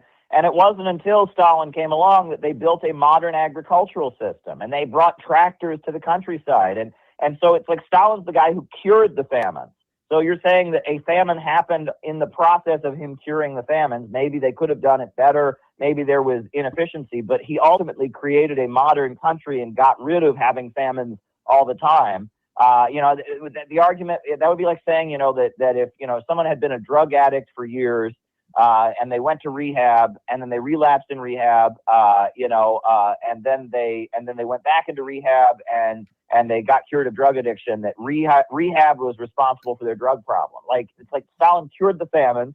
There were problems along the way, but Stalin's the guy who made Russia a modern country that was eventually able to have space travel, that wiped out illiteracy. And it's like, and you're blaming him for the famines. It's just a ridiculous thing. And the same thing with Mao. If it wasn't for the Chinese Communist Party, I mean, they're the ones that wiped out illiteracy. They're the ones that built China into the second largest economy in the world. And you're saying, yeah, but there was a famine along the way. Well, there were famines all the time before they came to power. This is a ridiculous thing. I mean, it's just illogical, and it's a intellectual trickery and dishonesty. That's the first point I would make. The second is, if you want to talk about famine and mass deaths of starvation and mass deaths in wars and all of that, no system has killed more people than free trade.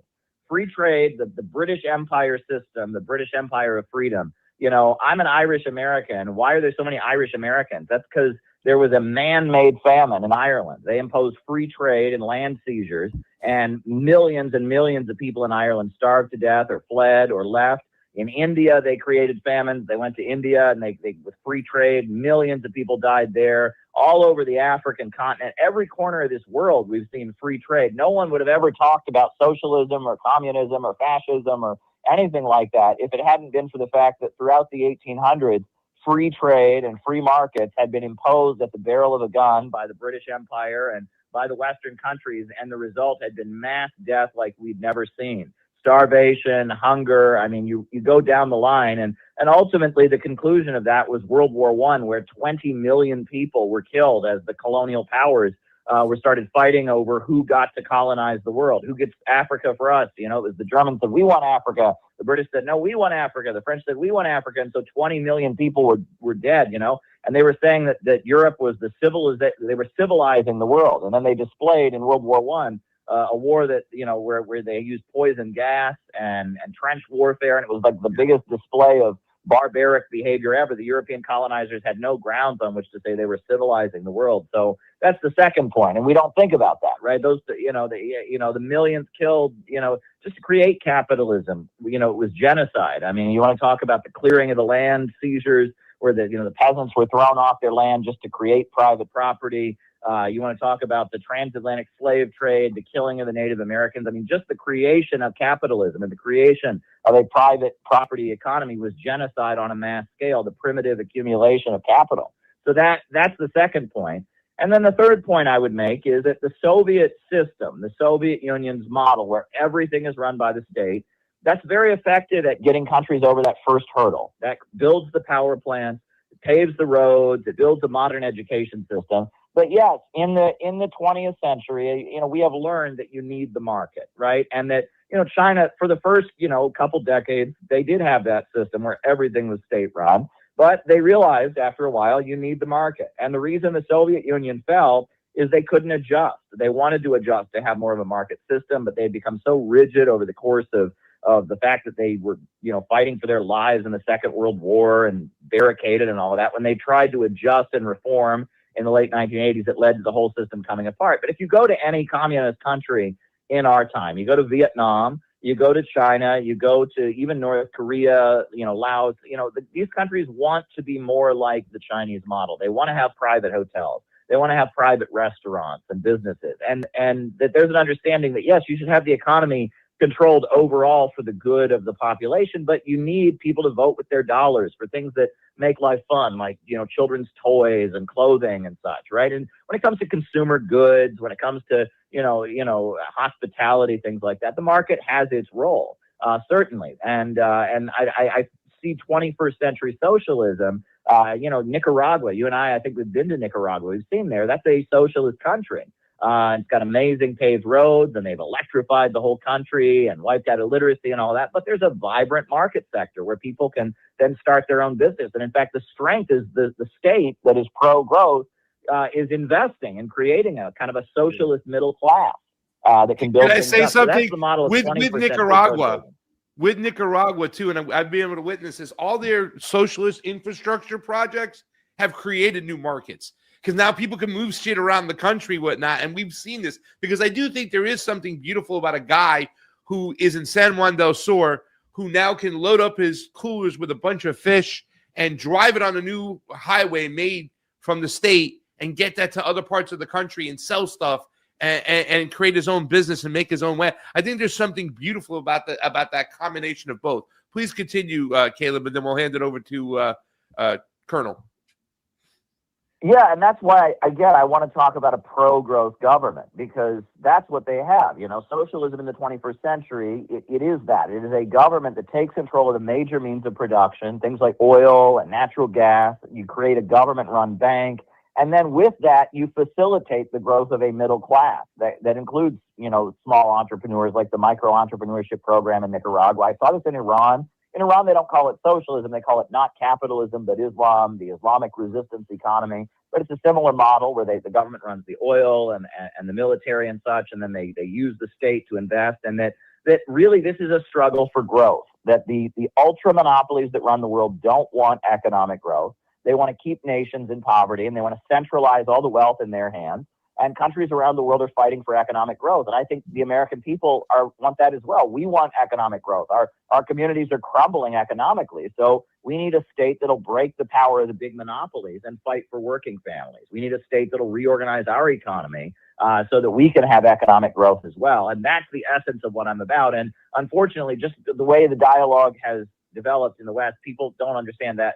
That's not what people think socialism and communism is. People think socialism is, the government taxing, giving us taxes and redistributing income or something like that. Well, we need an anti-monopoly, pro-growth state. That's what the Center for Political Innovation advocates. We call it innovationism.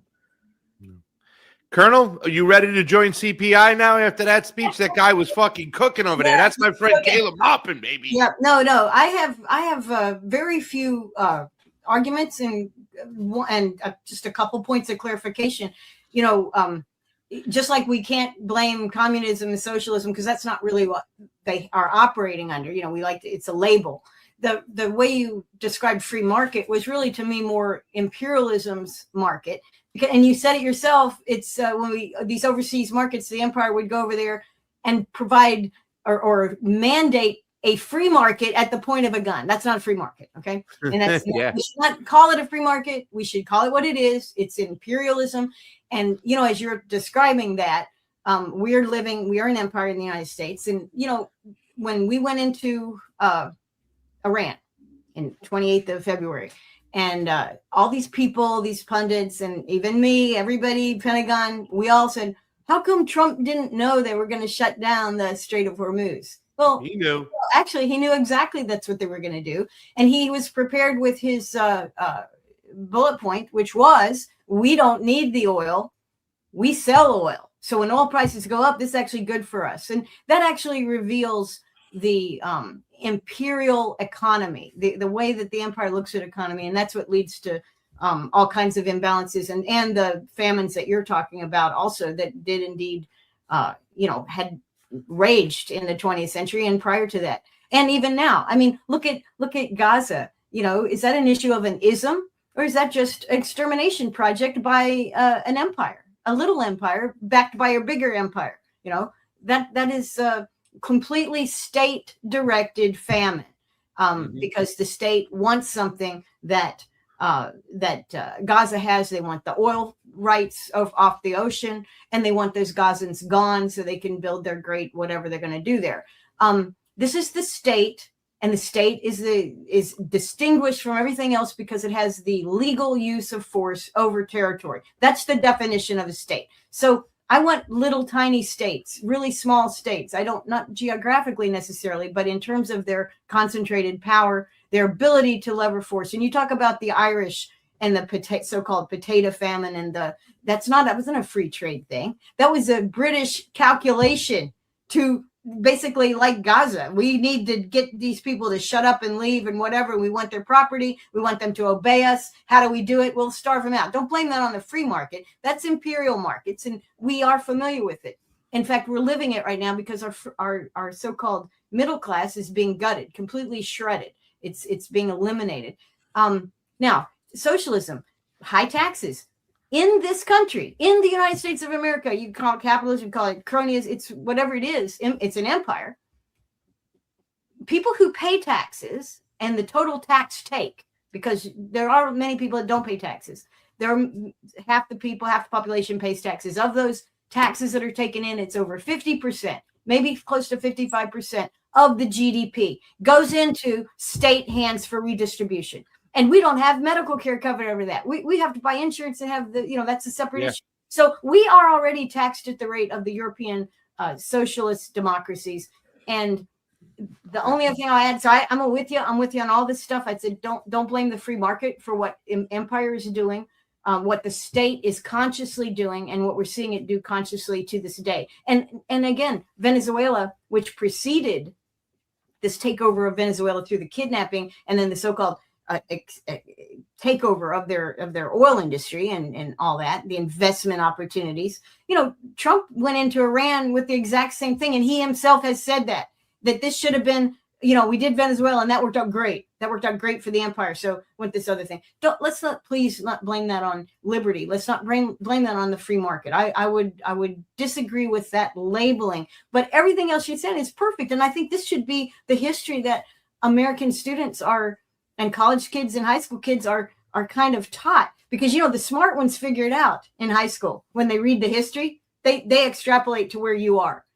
They understand that. They see that, wait a minute, there's a trend here. What's the trend? Well, the state decides it wants something that it hasn't earned. It has a military. Let's go make it happen. And that's obviously wrong. It's unconstitutional. It's immoral. I don't want to call it, they should have more communism. Or they should have, I'm not going to say that. And you're not going to say they should have more free markets, but I think we should stay away from those labels, because truly free markets are really not in the interest of the state. The state doesn't like them. Even our state that says, oh, we have freedom. No. If you're part of a state power, lording it over an empire or even a large country, you hate freedom of any form. And that includes free markets. That includes the right. And look at right now, 35 states have rules in the states that no contract can be awarded to any entity, individual or business. No state contract will be awarded if they refuse to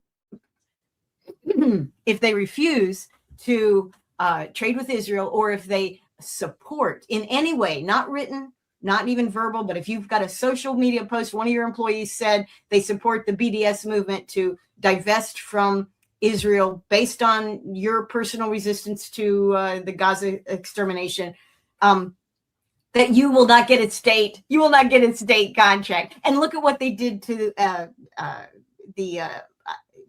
what is the country? Where? The AI company that got blacklisted from the Pentagon. one of the I totally forgot it.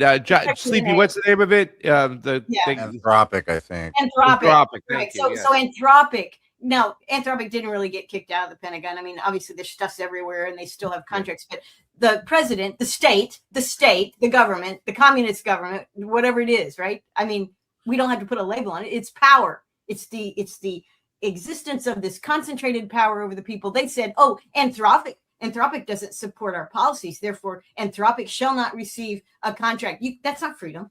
That is not a free market. That is state managed trade. And that's what the empires always do. That's the only way they can operate. And of course, they concentrate the wealth in their friends and allies. That means in the state. In the old days, when the church was the state in Europe, the Catholic Church became very wealthy. I wonder how that worked, you know? So we don't have a Catholic Church that's wealthy in our country, but we certainly have elite globalists and elite cronies of the state who certainly enrich themselves, and they are intermingled with both elected politicians. We say they're elected. Nobody really knows. But you've got Trump enriching his entire extended family through policy and all of his elite friends. You know, Scott Bessent seizing money and crypto from countries around there. So anyway, just don't call it freedom. That's all my only complaint. Stakeholder capitalism is what I like to call it. Stakeholder capitalism. That's right. Stakeholder capitalism. Let's give the last 30 seconds really quickly to Caleb because it's the top of the hour. We got to get on out of here. Caleb, just a quick question. This is great conversation, but what do you think about the MOU? This is a memorandum of understanding. Do you think this is going to bear anything? Do you think this is going to produce anything, or do you think this is just more distractions until they get back out at the bombing campaign? Your thoughts? I find the whole situation very, very hard to fathom. I really doubt there's ever going to be like a real agreement that the Trump administration and the Islamic Republic of Iran are going to fully agree on. But we can only hope. I mean, this war has been devastating for the global economy. It's made lots of money for the big monopolies, though. I mean, they've enriched themselves. But yeah, I hope that the war is ending, and I hope that they proceed. I hope Iran gets some compensation for what was done to their country, and that they can help rebuild. And I look at the situation with a lot of skepticism. The idea that Israel's going to stop attacking Lebanon, they've already kind of made clear they're not going to do that. This $300 billion Iran is supposed to get, or they're not, or what's going on there. So much is really, really unclear about the whole thing. I have my doubts. All I know is that you should get an Iranian jersey for soccer too, as well. And let's root for Iran. They were rooting for them in LA. Guys, gone on over to there's links there that Gabriel Freedom has put inside the chat. They've been censoring and demonetizing CPI out there. He must be hitting some notes. When he has the conversations like this, they're going to censor him and shut him down. The first thing the state does is try to kneecap you, take away your money. They're attacking CPI. I believe it's through GoFundMe. I had the same thing kind of similar to Give, Send, Go. But go on over to CPI. Take a look at what Caleb's doing. He writes a lot of books out there. And so he's got a lot of information. I really think it's always level-headed. It really is. His message is modernized for you to take a look at it and see what he's talking about today. Great points today, Caleb. Thanks for coming on. Sure thing. Always a pleasure. We'll see you soon. Definitely. Thank you so much, brother. Yeah. Karen, we got to get you out of here. Any final words today? I mean, that was a very interesting phone call. I think what he said, he hit it on the nose, right? The way we look at things, because, a lot of these wars that are fought, they are, marketed to us as this is a fight for our freedom, for our freedom and liberties, the way we do things. Capitalism represents that. They want to push us to a socialist, communist, evil dictatorship that's going to be state-controlled, where they'll be spying on you 24/7. That's not what it sounded like what Caleb was talking. And he did point out some things we've been talking a lot. This whole kind of argument that the Bolshevik Revolution was about Jews killing Christians is such a fucking lie. It really was. It was a peasant uprising, and we see it because it was a monarchy, a state that was overbearing and into too much control. Give us your final words for the day, Karen, please. I'm sorry. We're, history, they say it doesn't repeat, but it rhymes. And we have many historical examples of people in bad situations getting better. We have wars starting, but we also have wars ending. And we have ways that we can learn, even in our recent past, in the 20th century, how to help make peace and how to screw it up. So we know some of the pitfalls. And we have to kind of be, I think you have to be a little bit positive and definitely never stop learning, because we are on a path. Nothing is static. Nothing is the way it's going to be forever. There's change coming. And we're right now, because of the Iran war and because of the way Iran has done things, the way they have withstood our empire in a time when our empire was already collapsing. Yeah. Well, yeah, so that was certainly amusing. I'm glad I did it. My media tour continues, folks. I've been going around ever since I published this book. I've been going around on every show I can get on. I got some big interviews lined up for next week, actually. So keep your eye out for that. I don't want to jinx it, as they say, but got some big interviews lined up pretty soon. So get a copy of this book if you haven't gotten it already. Imperialism and Anti-Imperialism. Link is in the description. It's my big book for this time. So why don't we do the roll call, and then I'll answer any questions people have, and then we'll call it a night. So names and locations. I will call you all out as I see you. Names and locations. Who is with us tonight? Names and locations. Who's with us? Roll call time. Who's with us tonight? Who's watching? I'll call out people in the chat as I see them. Jake in Portland. Brian in Dayton. Good to see you, Brian. Good to see you, Jake. Names and locations. We got Liverpool, UK. Oh, yeah, I get around Liverpool, UK, and you always enjoy me. Thanks. Yeah, Nick in the United States. Ryan in Kansas City. Grady in Chattanooga. Good to see you. Arlene in Milwaukee. Got your question, Arlene. I'll be answering you first. Yusuf in North Carolina. Ian in the Yukon. Patch in Arizona. Cameron in New Hampshire. Samuel from the Far East. Good to see you, Samuel. Good to see you. Names and locations, folks. Names and locations. Who's with us tonight? Names and locations. Anybody else with us tonight? Names and locations. Who is with us? Names and locations. Anybody else? Names and locations. Last call. Names and locations. Anybody else with us tonight? Names and locations.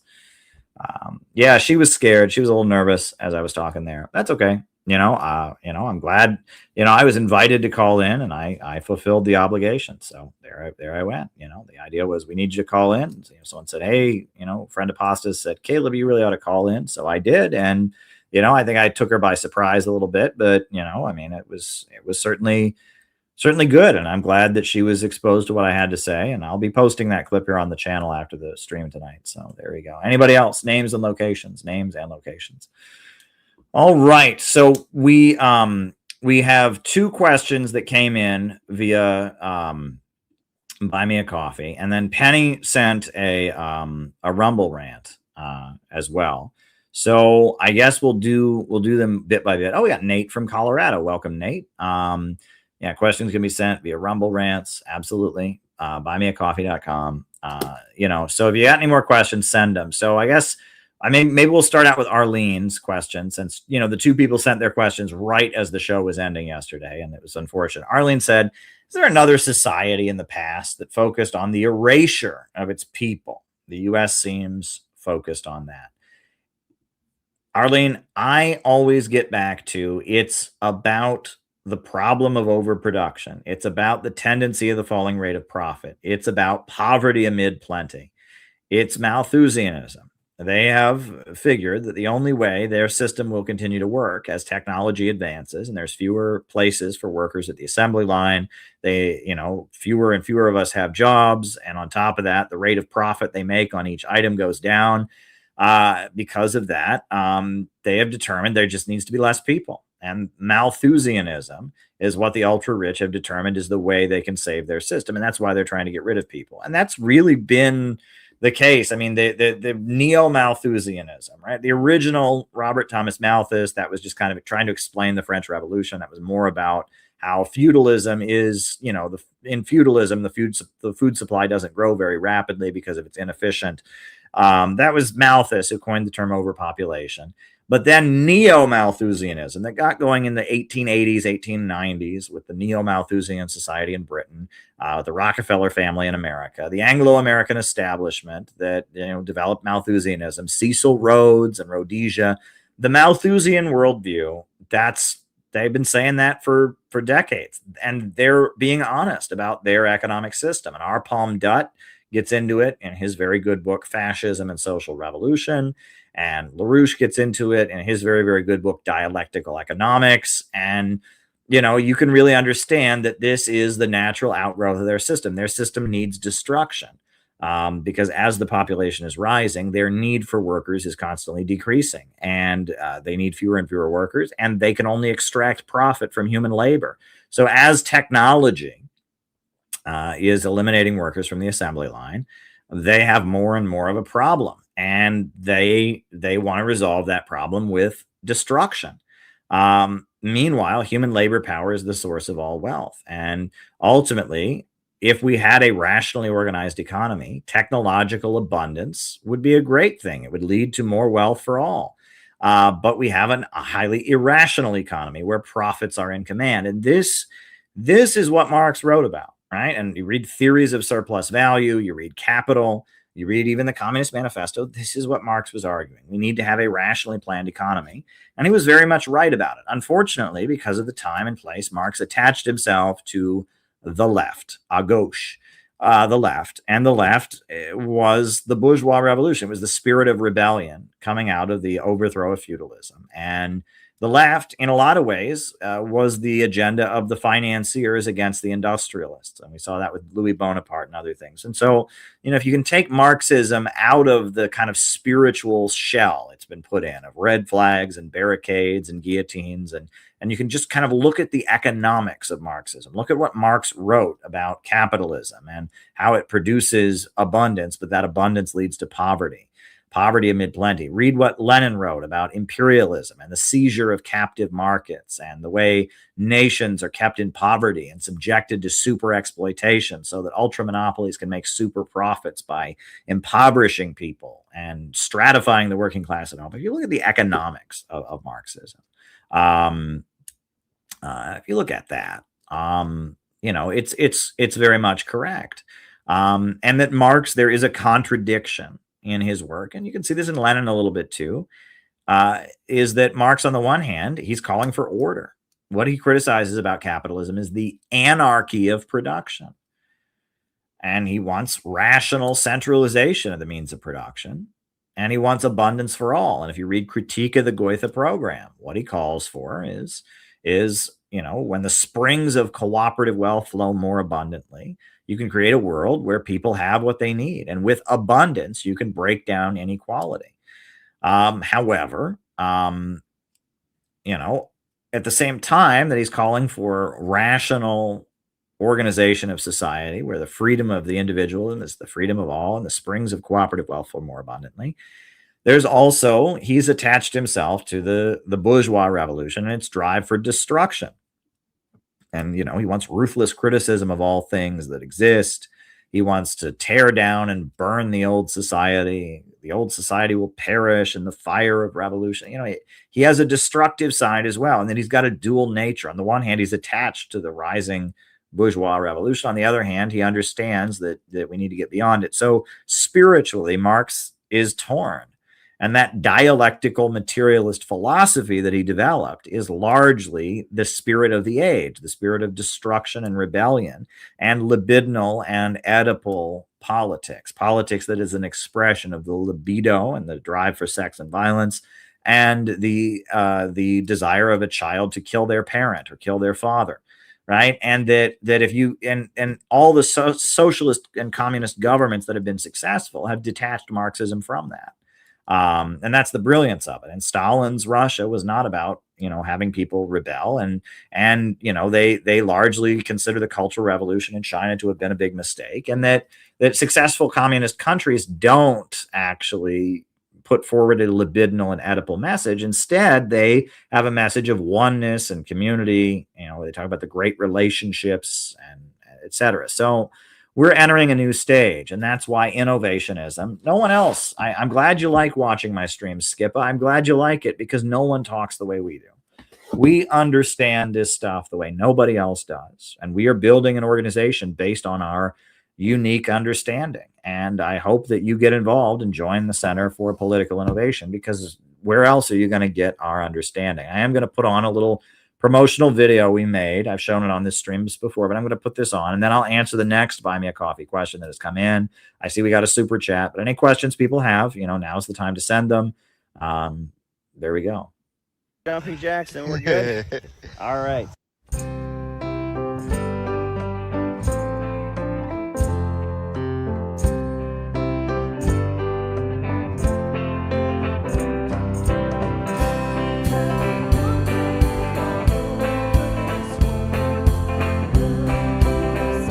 So I decided to go to a Chicago workshop, and Caleb explained the economics of why our country is taking us to war.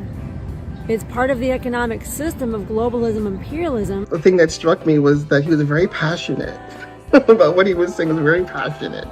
Be myself and not be judged, for who I am. I knew about the Trotskyist to neocon pipeline, but I didn't know why that was. I thought it's kind of a mystery. What I found by learning from Caleb is that the common thread is anti-populism. It's a distrust of the vast majority of working people. The idea of defining capital as profits in command, and that's a brilliant definition to simplify it for people. To try to actually build a community in the United States and also caring for one another. I remember looking over the room and I saw all of the people in that room. It was a packed room. It was almost 150 people. And there was just this energy of acceptance, of goodwill towards other people. And they could just have a good time. And I remember thinking this is for me. I could do this. I'd like to do this for my life. I want to be an anti-imperialist. I was just looking for a real organization, an authentic organization that really wanted to had a positive message and really wanted to build up America. Have friends who are like-minded in the sense of trying to find the answers of becoming a real anti-imperialist. So I found it very enlightening, and I was inspired to start my own chapter of CPI up in Minneapolis. And yes, I was pushed to be a better activist. I was pushed to be more socially oriented. But I was never made to feel like I was a bad person for being the way that I was. The LA group, what a great team of guys. It's just been such a rewarding experience. And I've made some great friends along the way. I remember feeling, for the first time in a long time, like I belonged somewhere. And I was never made to feel like I was a bad person for knowing things. People were interested in talking about the things that I was interested in talking about. And I could speak freely about my opinions, and people were fascinated. He was talking about someone who drew a picture of him, and it was very funny. It was him in a suit and tie, which is what he was wearing, I think, that day that he was streaming. And he had, in this picture, there was him in his red hair that someone had drawn, and he was supposedly yelling, and I thought that was hysterical because they really captured the passion, and I think they were trying to be funny, but he showed that picture, and I hope he shows this picture because I think it's hysterical. It's not like sort of old man yells at cloud, but it kind of has an old man yells at cloud energy. But what he was really yelling at, as I got to know him as a person and look at his streams, was that he was yelling at what this country and what imperialism is doing to the rest of the world. And he was really trying to educate people to that effect. And having that level of passion is going to bring out different sides of you that some people may understand, some people may not get. But I certainly did get it because I have the same fiery, passion as well. So in that, we are all kindred spirits at CPI, but certainly seeing Caleb that first time on YouTube, on his live stream, just going off. Mao Zedong, the leader of the Chinese Revolution, in one of his speeches, he said, if a person's political line is incorrect, his very soul is incorrect. Now, that's often misquoted or translated as, if a person has the incorrect political line, it is as if he has no soul. Well, I'm going to say that Mao had it backwards. I would say that it's not that if a person has the incorrect political line that he has no soul. I would say that if someone has no soul, then they have the incorrect political line. That's what I would say. And if we are not espousing optimism and hope, we have the wrong political line, no matter what we say. Yep, that's us, the Center for Political Innovation. 10 more that's us, and we do great stuff. So check us out, get involved. We're doing great stuff. We got our national 7-day training program coming up. You can register for that. I'll drop the link in the chat one more time. Yeah, we've got a lot going on. So I hope that you will appreciate what we've got, and I hope you'll consider getting involved in our activities. Now, we do have a couple more questions. If anyone else has any more questions, thank you, Jesse. If anyone else has any more questions, you can send them via buymeacoffee.com, or you can do a super chat, or you can rumble rant them. But yeah, any more questions? Because we're going to start wrapping this up, because I got to get to sleep, because I do have to go to a memorial service in the morning. So there you go. Yeah, we will start answering. So the other Buy Me a Coffee question that came in as I was ending the show last time was about the Middle East. The person said, well, Iran did win. Okay, well, I mean, it looks that way. They're the true rock stars of the Muslim world, which is shown to be full of Uncle Toms. That's not the language I would use, but okay. You think they're fine, have to do another Arab Spring, by the way, but way more pro-Iran.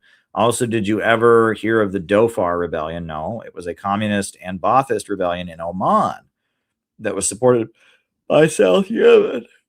Have you ever looked into South Yemen? It's like the only Marxist-Leninist country in the Arab world. I know other Arab countries had socialist governments, right? Egypt, Iraq, Qasim, Syria, Ba'athist Arab Socialist Party, Algeria, FLN early on. Yes. Yeah, it seems like the only part of the Middle East where like straight up MLs were ever in the government was South Yemen, the Democratic People's Republic of Yemen, that merged with the rest of Yemen, with North Yemen. They merged, in the 90s. I think the late 80s they merged. But yeah, for a while, the Democratic People's Republic of Yemen was a straight up Marxist-Leninist government, but it's a really, really poor country. And that you had Ba'athist Arab socialism in Iraq and Syria, and you had Arab socialism in Egypt under Abdel Nasser. You had Gaddafi's Libya, which was on the African continent, which considered itself to be Arab and then, considered itself to be African. Gaddafi famously denounced the Arab world and said, I consider myself to be African. And, you have the Islamic Revolution of Iran that is just Shia Muslim, but anti-capitalist, anti-colonial revolution. You have different forces throughout the region, for sure. So, yeah, that is true. And I'm not familiar with this uprising in Oman, and maybe I should investigate it and learn more about it. Very good. And one thing that has been pointed out in the Middle East is it's kind of like years of lead in America. In every Arab country in particular, there are a number of political parties that basically all advocate the same thing. Arab socialism, Ba'athist Arab socialism, communism, and that the imperialists manipulate those parties against each other, and that the state usually has a relationship with those different parties, and those parties are manipulated against each other. In some countries, obviously, those parties are able to take power. But in the countries where they're not, those forces are manipulated against each other by the imperialists. And that's something to keep in mind, right? In America, we have dissident spaces and we're manipulated, and there's all kinds of deep state operations to manipulate and confuse us. Years of lead, folks, years of lead. And the Middle East it's very tragic that, Nasserists that are for Arab socialism and Baathists should not kill each other, but they do in some Middle Eastern countries, and communists and Baathists, they both are advocates of socialism. They both wanted to align with the Soviet Union. Why would they kill each other? But they do. And that keeping these, and especially in the Middle East, these are all wings of Arab nationalism in the Arab countries, and yet they all hate each other, and they all have like kind of blood rivalries with each other. The imperialists know how to manipulate dissident elements. They know what they're doing.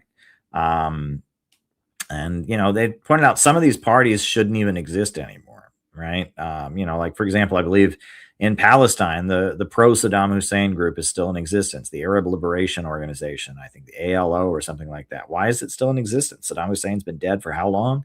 And that sometimes they keep these groups on life support as a way to, control dissidents. And that, I talked on these streams about David Duke, right? And how there had been Ku Klux Klan people in the United States. The Ku Klux Klan was an awful group, but it was something the ruling class couldn't completely control, right? It was kind of a radical element, an extremist element that they couldn't quite control. And so in the 70s, David Duke came out of nowhere and mainstream media made him famous, and he manipulated and he was used as a vehicle to control the far right dissidents. And I think the same thing is happening on the far left. I think it's happening in all the dissident spaces, especially now with social media. They just blow people up. And then they use them to weaken, undermine, and confuse any actual organization that goes on. And be weary of this. At the end of the day, and this is, CPI, we're building a community. We're not trying to win the internet because the internet is rigged. We're building an actual community to carry out real operations. And, we learn as we go. And it's not always easy. And, we got big activities planned. We just had a great meeting tonight with our members about the different things that we got planned and all of that. You have to build a real community. And ultimately, as the society around us is deteriorating, this is something, remember when Occupy Wall Street got going, there was this book that was popular, The Invisible Committee, The Coming Revolution, or The Coming Insurrection, or whatever. If you read it, it got a lot of things wrong. A lot of what it said was way off and ultra left and all that. But one thing they got right is that society around us is deteriorating because of the economic crisis. We've got to build community. We've got to build structures of our own in the process. Now, a lot of anarchists say, have their take on that. But ultimately, yes, it's going to be the structures that we build that can withstand. And that's ultimately what matters, is the building of structures. And that's what we're doing in CPI. We're doing that. And come do it with us or don't. And I guess I'll just passingly mention this. Isn't it interesting that the Communist Party USA, they have attacked CPI. Of all the groups to attack, right? The Communist Party of the United States has run a hit piece on its website on CPI. You cannot find another hit piece on another organization on their website. They've not gone after other tiny communist groups. But CPI, we have our own section. I even have my own name as a category on the Communist Party USA website, not the People's World, their newspaper, actually on the Communist Party website. They have attacked me by name, and they have an article bashing CPI on their website. I think this is a badge of honor. I am honored, right, by this. But what's even more sketch about this, and I just, in case there are people watching who need to hear this, right? I don't know. I probably shouldn't even say this, but I'll just say it. Why is it that the Communist Party of the United States has attacked me by name, has attacked CPI by name, but has not attacked certain other people that actively tried to hijack their name, history, and brand? We never did that. And in fact, people came to me and said, oh, we're going to try to take over the Communist Party. And I said, don't do that. Don't do that. Don't try to take over the Communist Party. You won't be able to do that. That's someone's property, right? I've been in these groups. I know how they operate. You can't take over the groups. And yet there were these people that insisted, oh, no, we're going to take over the Communist Party. Oh, we're going to have the majority of the votes. We'll just have the majority of the votes. And then they'll have to hand over the keys. It's not how these things work. But yet there were people who didn't listen to me and did that. And it was right when there were a lot of people in the Communist Party that were listening to us. And many times I told people in the Communist Party that were around CPI, I said, let's talk. Let's just talk to the Communist Party, right? Give Joe Sims my phone number. Many times. Never would they ever talk to me. They would never just talk to me. But they got freaked out about these other people that were trying to use their brand. And they went after me and all this. But, it's weird. What's weird is still to this day, they have never run a hit piece on their website against this other group that actively tried to take their name, something I didn't do. Why is that? You would think that a group of people that are actively trying to take their name and all of that, you would think that they would be the primary threat. But yet they've never gone after them. They've only gone after me. Isn't that interesting? Isn't that interesting? It makes me think that the Communist Party is infiltrated by certain people, and certain other people, may not be as opposed to the organizations that infiltrate the Communist Party as they lead on, right? And I just, I hope that people can see through the bullshit. And I'll just tell you, we have to build infrastructure, political infrastructure. And political infrastructure is not going to other people's events and taking pictures of yourself. And political infrastructure is not being famous on the internet. And that there's a big effort being made right now to distract people who might join communities like this, to keep them chronically online, keep them engaged in meaningless activities. And there's stuff going on, and we have to just get straight past this. And CPI, we've talked a lot about how we want to change and who we want to appeal to. We don't even call ourselves communists anymore. You guys can have the label. You guys want to be the king of communism. You want to own communism. Have it. It's yours, but you're stuck with it now. You're stuck with it. That's yours. You're the kings of communism. You own communism. We're doing something different. And, that was an epic miscalculation on their part, I think. They thought they got us, right? They thought they got us, right? We're going to own communism. And then, and then they lied to people. They called up people and lied to them. Oh, Caleb refuses to join us. No, I didn't. You guys never reached out to us. And when we reached out to you, you were hostile. Oh, Caleb refused. And they knew what they were doing. They were running an operation intended to destroy me personally. And they didn't predict the innovationist turn. And we said, you know what? You want to own communism? Have it. It's yours. Yeah. And they still got angry about it. And I thought, that's odd, right? Wouldn't you be happy I'm not competing with you? Maybe it's not about what you honestly are saying it's about. It's more an operation directed at me. And I think that's pretty clearly what it is. These are evil people, folks. And I mean, the way they've gone after me, the way they've lied to people and all of that. And, there may be good people involved. We don't know who exactly is who and all of that, but these are not honest people. And I will say, I continue to encounter people. Unfortunately, look, we're not a chronically online group. We're building a real in-life organization, right? And there would probably be 3 times as many people watching this if I was just an internet entertainer, but I'm not. I'm building a real organization. And because of that, right, I'm just not trying to win the internet. And unfortunately, I continue to encounter people who come to me and they're like, oh, I love your stuff, Caleb. I'm glad you like my stuff. I also like these other people. And I say, well, these other people have done blank, blank, blank. And I list off the things these people have done. And then they go, oh, but there's got to be some way. No, there's not got to be some way. Either what they've done to me and CPI is wrong or it's not. And I'm not going to list off the things that they've done. They've done unforgivable, horrible things. There's no both sides. There's no but. You don't treat people like that, right? No one should do to me what they have done to CPI, period. And if you can't understand that, if you just enjoy watching other people on the internet so much that you just have to go, but, no, there's no but. Either it's wrong or it's not. And I want no relationship with you if it's not wrong. If you can't just unequivocally say what they've done to you and CPI is wrong, you can't just unequivocally say that. I don't want to associate with you and I don't need you, right? And that's the other thing. Like, this is not, we're building a real community that can carry out real operations here. And I mean, that's what we're doing. And we're not trying to necessarily win some kind of internet popularity contest. Yes, we want to have mass appeal, but mass appeal doesn't mean pandering to chronically online niche people. And that's something I really wish people would understand. And this may be hard, and there may be people watching here who this applies to, and I don't think you're hopeless. Okay, let me just be real. Right? There's nothing wrong with being ideological. Absolutely nothing wrong with being ideological. Look at all the books behind me. I read books. I have niche interests and all of that. But I learned to be an activist. And it was not easy. And I had to get out of my shell. And I had to engage with people. But I became a better person. And there are people I know for a fact, not may, there are people that are kind of chronically online and have niche interests, but they can be won to be real activists. And so that's why I'm not giving up on people. But you can't be trying to please people for whom this is an internet niche.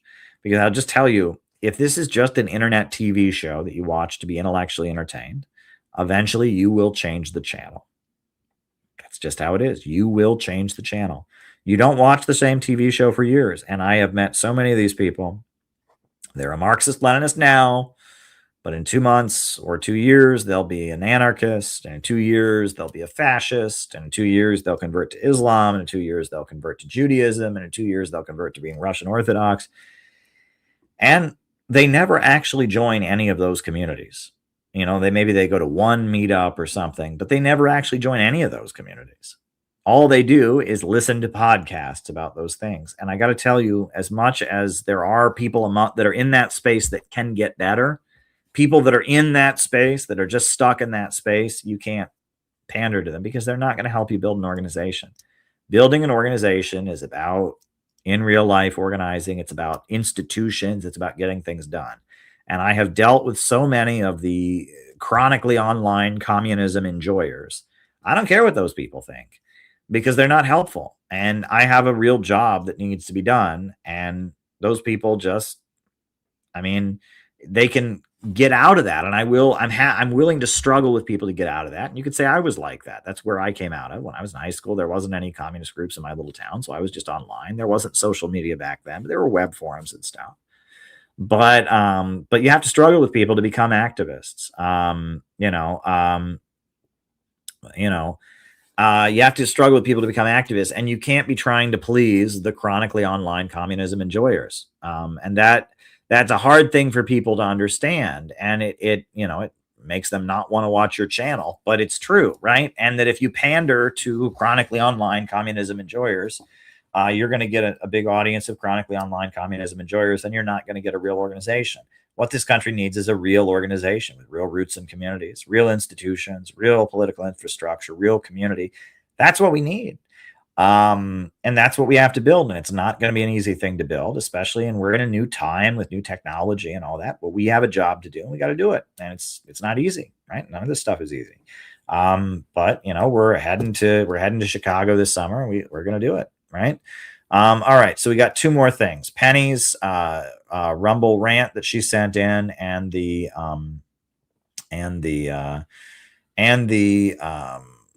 super chat that came in. So if anyone has any more questions, now would be the time. I guess I'll do the Colorado commie said, have you read David Graeber's book, A Brief History of Everything? If so, what are your thoughts? I have not. I will admit I've read very little of David Graeber's stuff. I really have. I was at Occupy Wall Street, and so was he, and I found him to be kind of unimpressive. Honestly, I found his people, his circle of people that he had around him to be rather obnoxious. And I just, his book about Occupy Wall Street, Project Democracy, straight up lies about, August 2nd, the day that I gave this speech, which is in multiple documentaries. I think I've still got it here on the speech that I gave. It was the first General Assembly of Occupy Wall Street. There was a rally that was happening that day. New Yorkers Against Budget Cuts, which was a coalition, called a rally to protest the debt ceiling. And the media was there, and there was a lot of media there to cover it. And we had our rally, and David Graeber's people showed up and acted crazy, and there was almost a fist fight. And they told the media to go away, and they wanted to all sit in a circle and do their thing. And then I read David Graeber's book, Project Democracy, and he tells the opposite story. Oh, he was doing this beautiful thing, and the evil commies showed up, and it was just ridiculous. So, this is the day. I guess My name's Caleb. I won't put the speech on, but you can watch it. It's on this YouTube channel. And David Graeber he just straight up lies about what happened. He brought his people there. We were having an anti-austerity rally that we had a permit for. We had a sound system on Wall Street near the Bull, and he shut it down and turned it into, this weird group therapy, sit in a circle, Project Democracy thing. And then in his book, he was all about, the evil commies tried to ruin it, and it was just particularly crazy. So, I don't know, you know, I don't have a lot of admiration for David Graeber because I just see him. I saw the way he acted in Occupy Wall Street, and I also have read stuff he wrote that is just absolutely dishonest. And I don't know. He's just kind of, he was a big part of the anti-globalization movement in the 90s, and he's this big intellectual associated with whatever, with you know, kind of vaguely anti-capitalist politics in America. But he doesn't, like, you know, his books on debt and his books on meaningless jobs and all that. It's not Marxism. It's this kind of weird postmodern analysis. So there you go. All right. So now we're going to do Penny's video, and this is kind of the last call. So if anyone wants to ask any more questions, this is the last call for any questions you've all got. Cause I have to get up early tomorrow morning. So, all right, I'm going to put on this video that Penny sent about a river. It's about a river. And then if anyone else has any more questions, buy me a coffee, super chat. That'll be great. If not, then we're out of here. So yeah, thanks everybody. So yeah, so we'll put on Penny's video and then I'll answer any question. Last call, final call.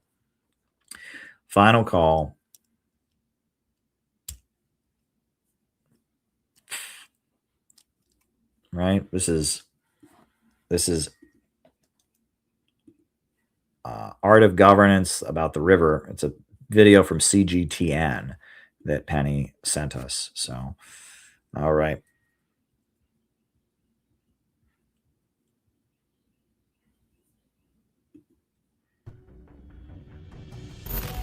Compétition qui a été annulée à cause de pas scène propre. Moi, je suis pas encore mentalement prête à m'y baigner. Nous, on voit encore beaucoup de déchets le long de notre péniche qui se stockent. C'est à peu près le même flux depuis que les voies sur berge sont réservées aux piétons. À l'époque, il y avait encore les voitures. Donc aujourd'hui, ça change complètement. Il y a beaucoup plus de monde. Waste, sewage, tourism demand. These are the kinds of pressures facing rivers all over the world. The Li River in Guilin, southern China's Guangxi, was no exception. The question is, how did China bring this river back to life?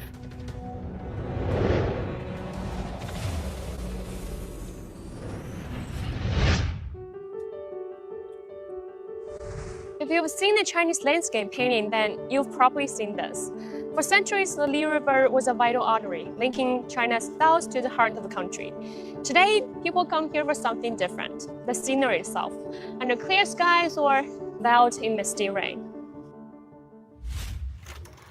But behind the views today, locals remember a very different river.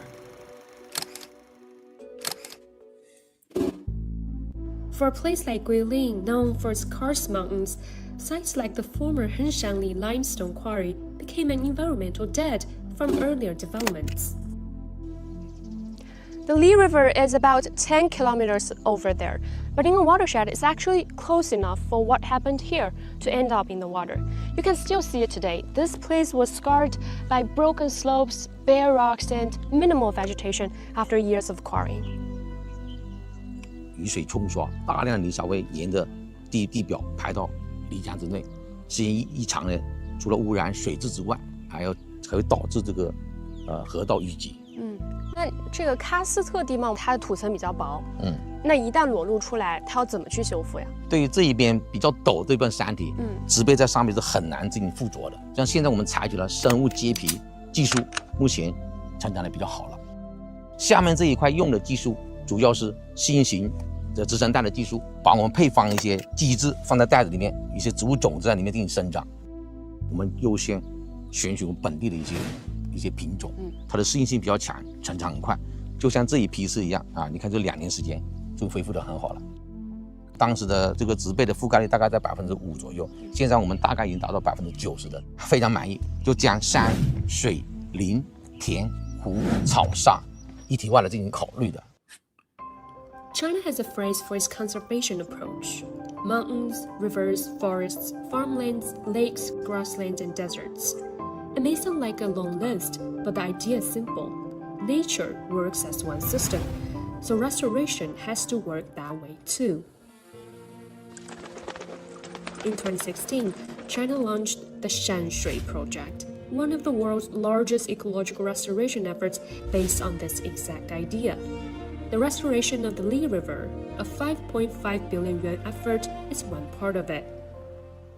Now, the mountains are slowly being put back together, but the river is shaped by more than the hills around it.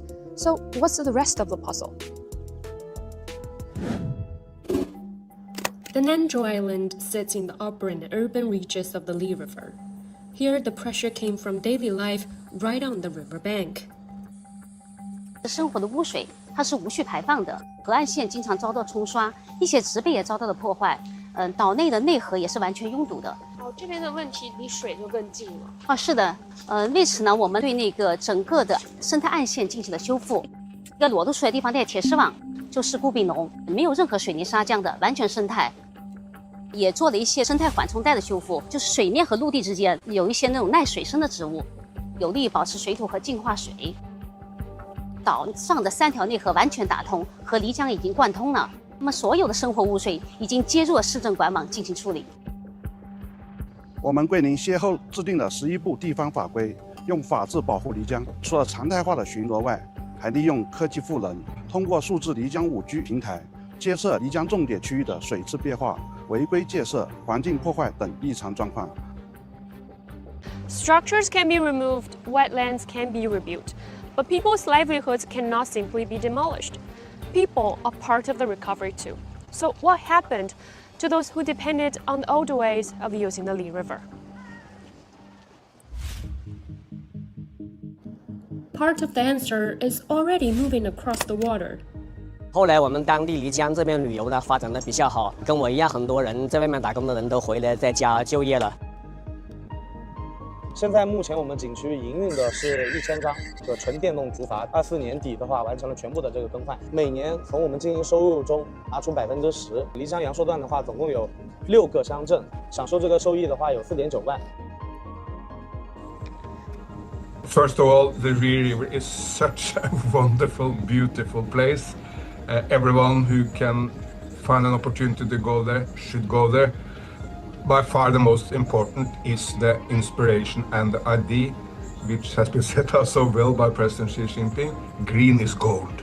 I believe the only way to do this is exactly the way China have done it, a comprehensive plan where you remove industries, where you avoid garbage, where you consider it a complete ecosystem, and the most important of all, it must be people-centered.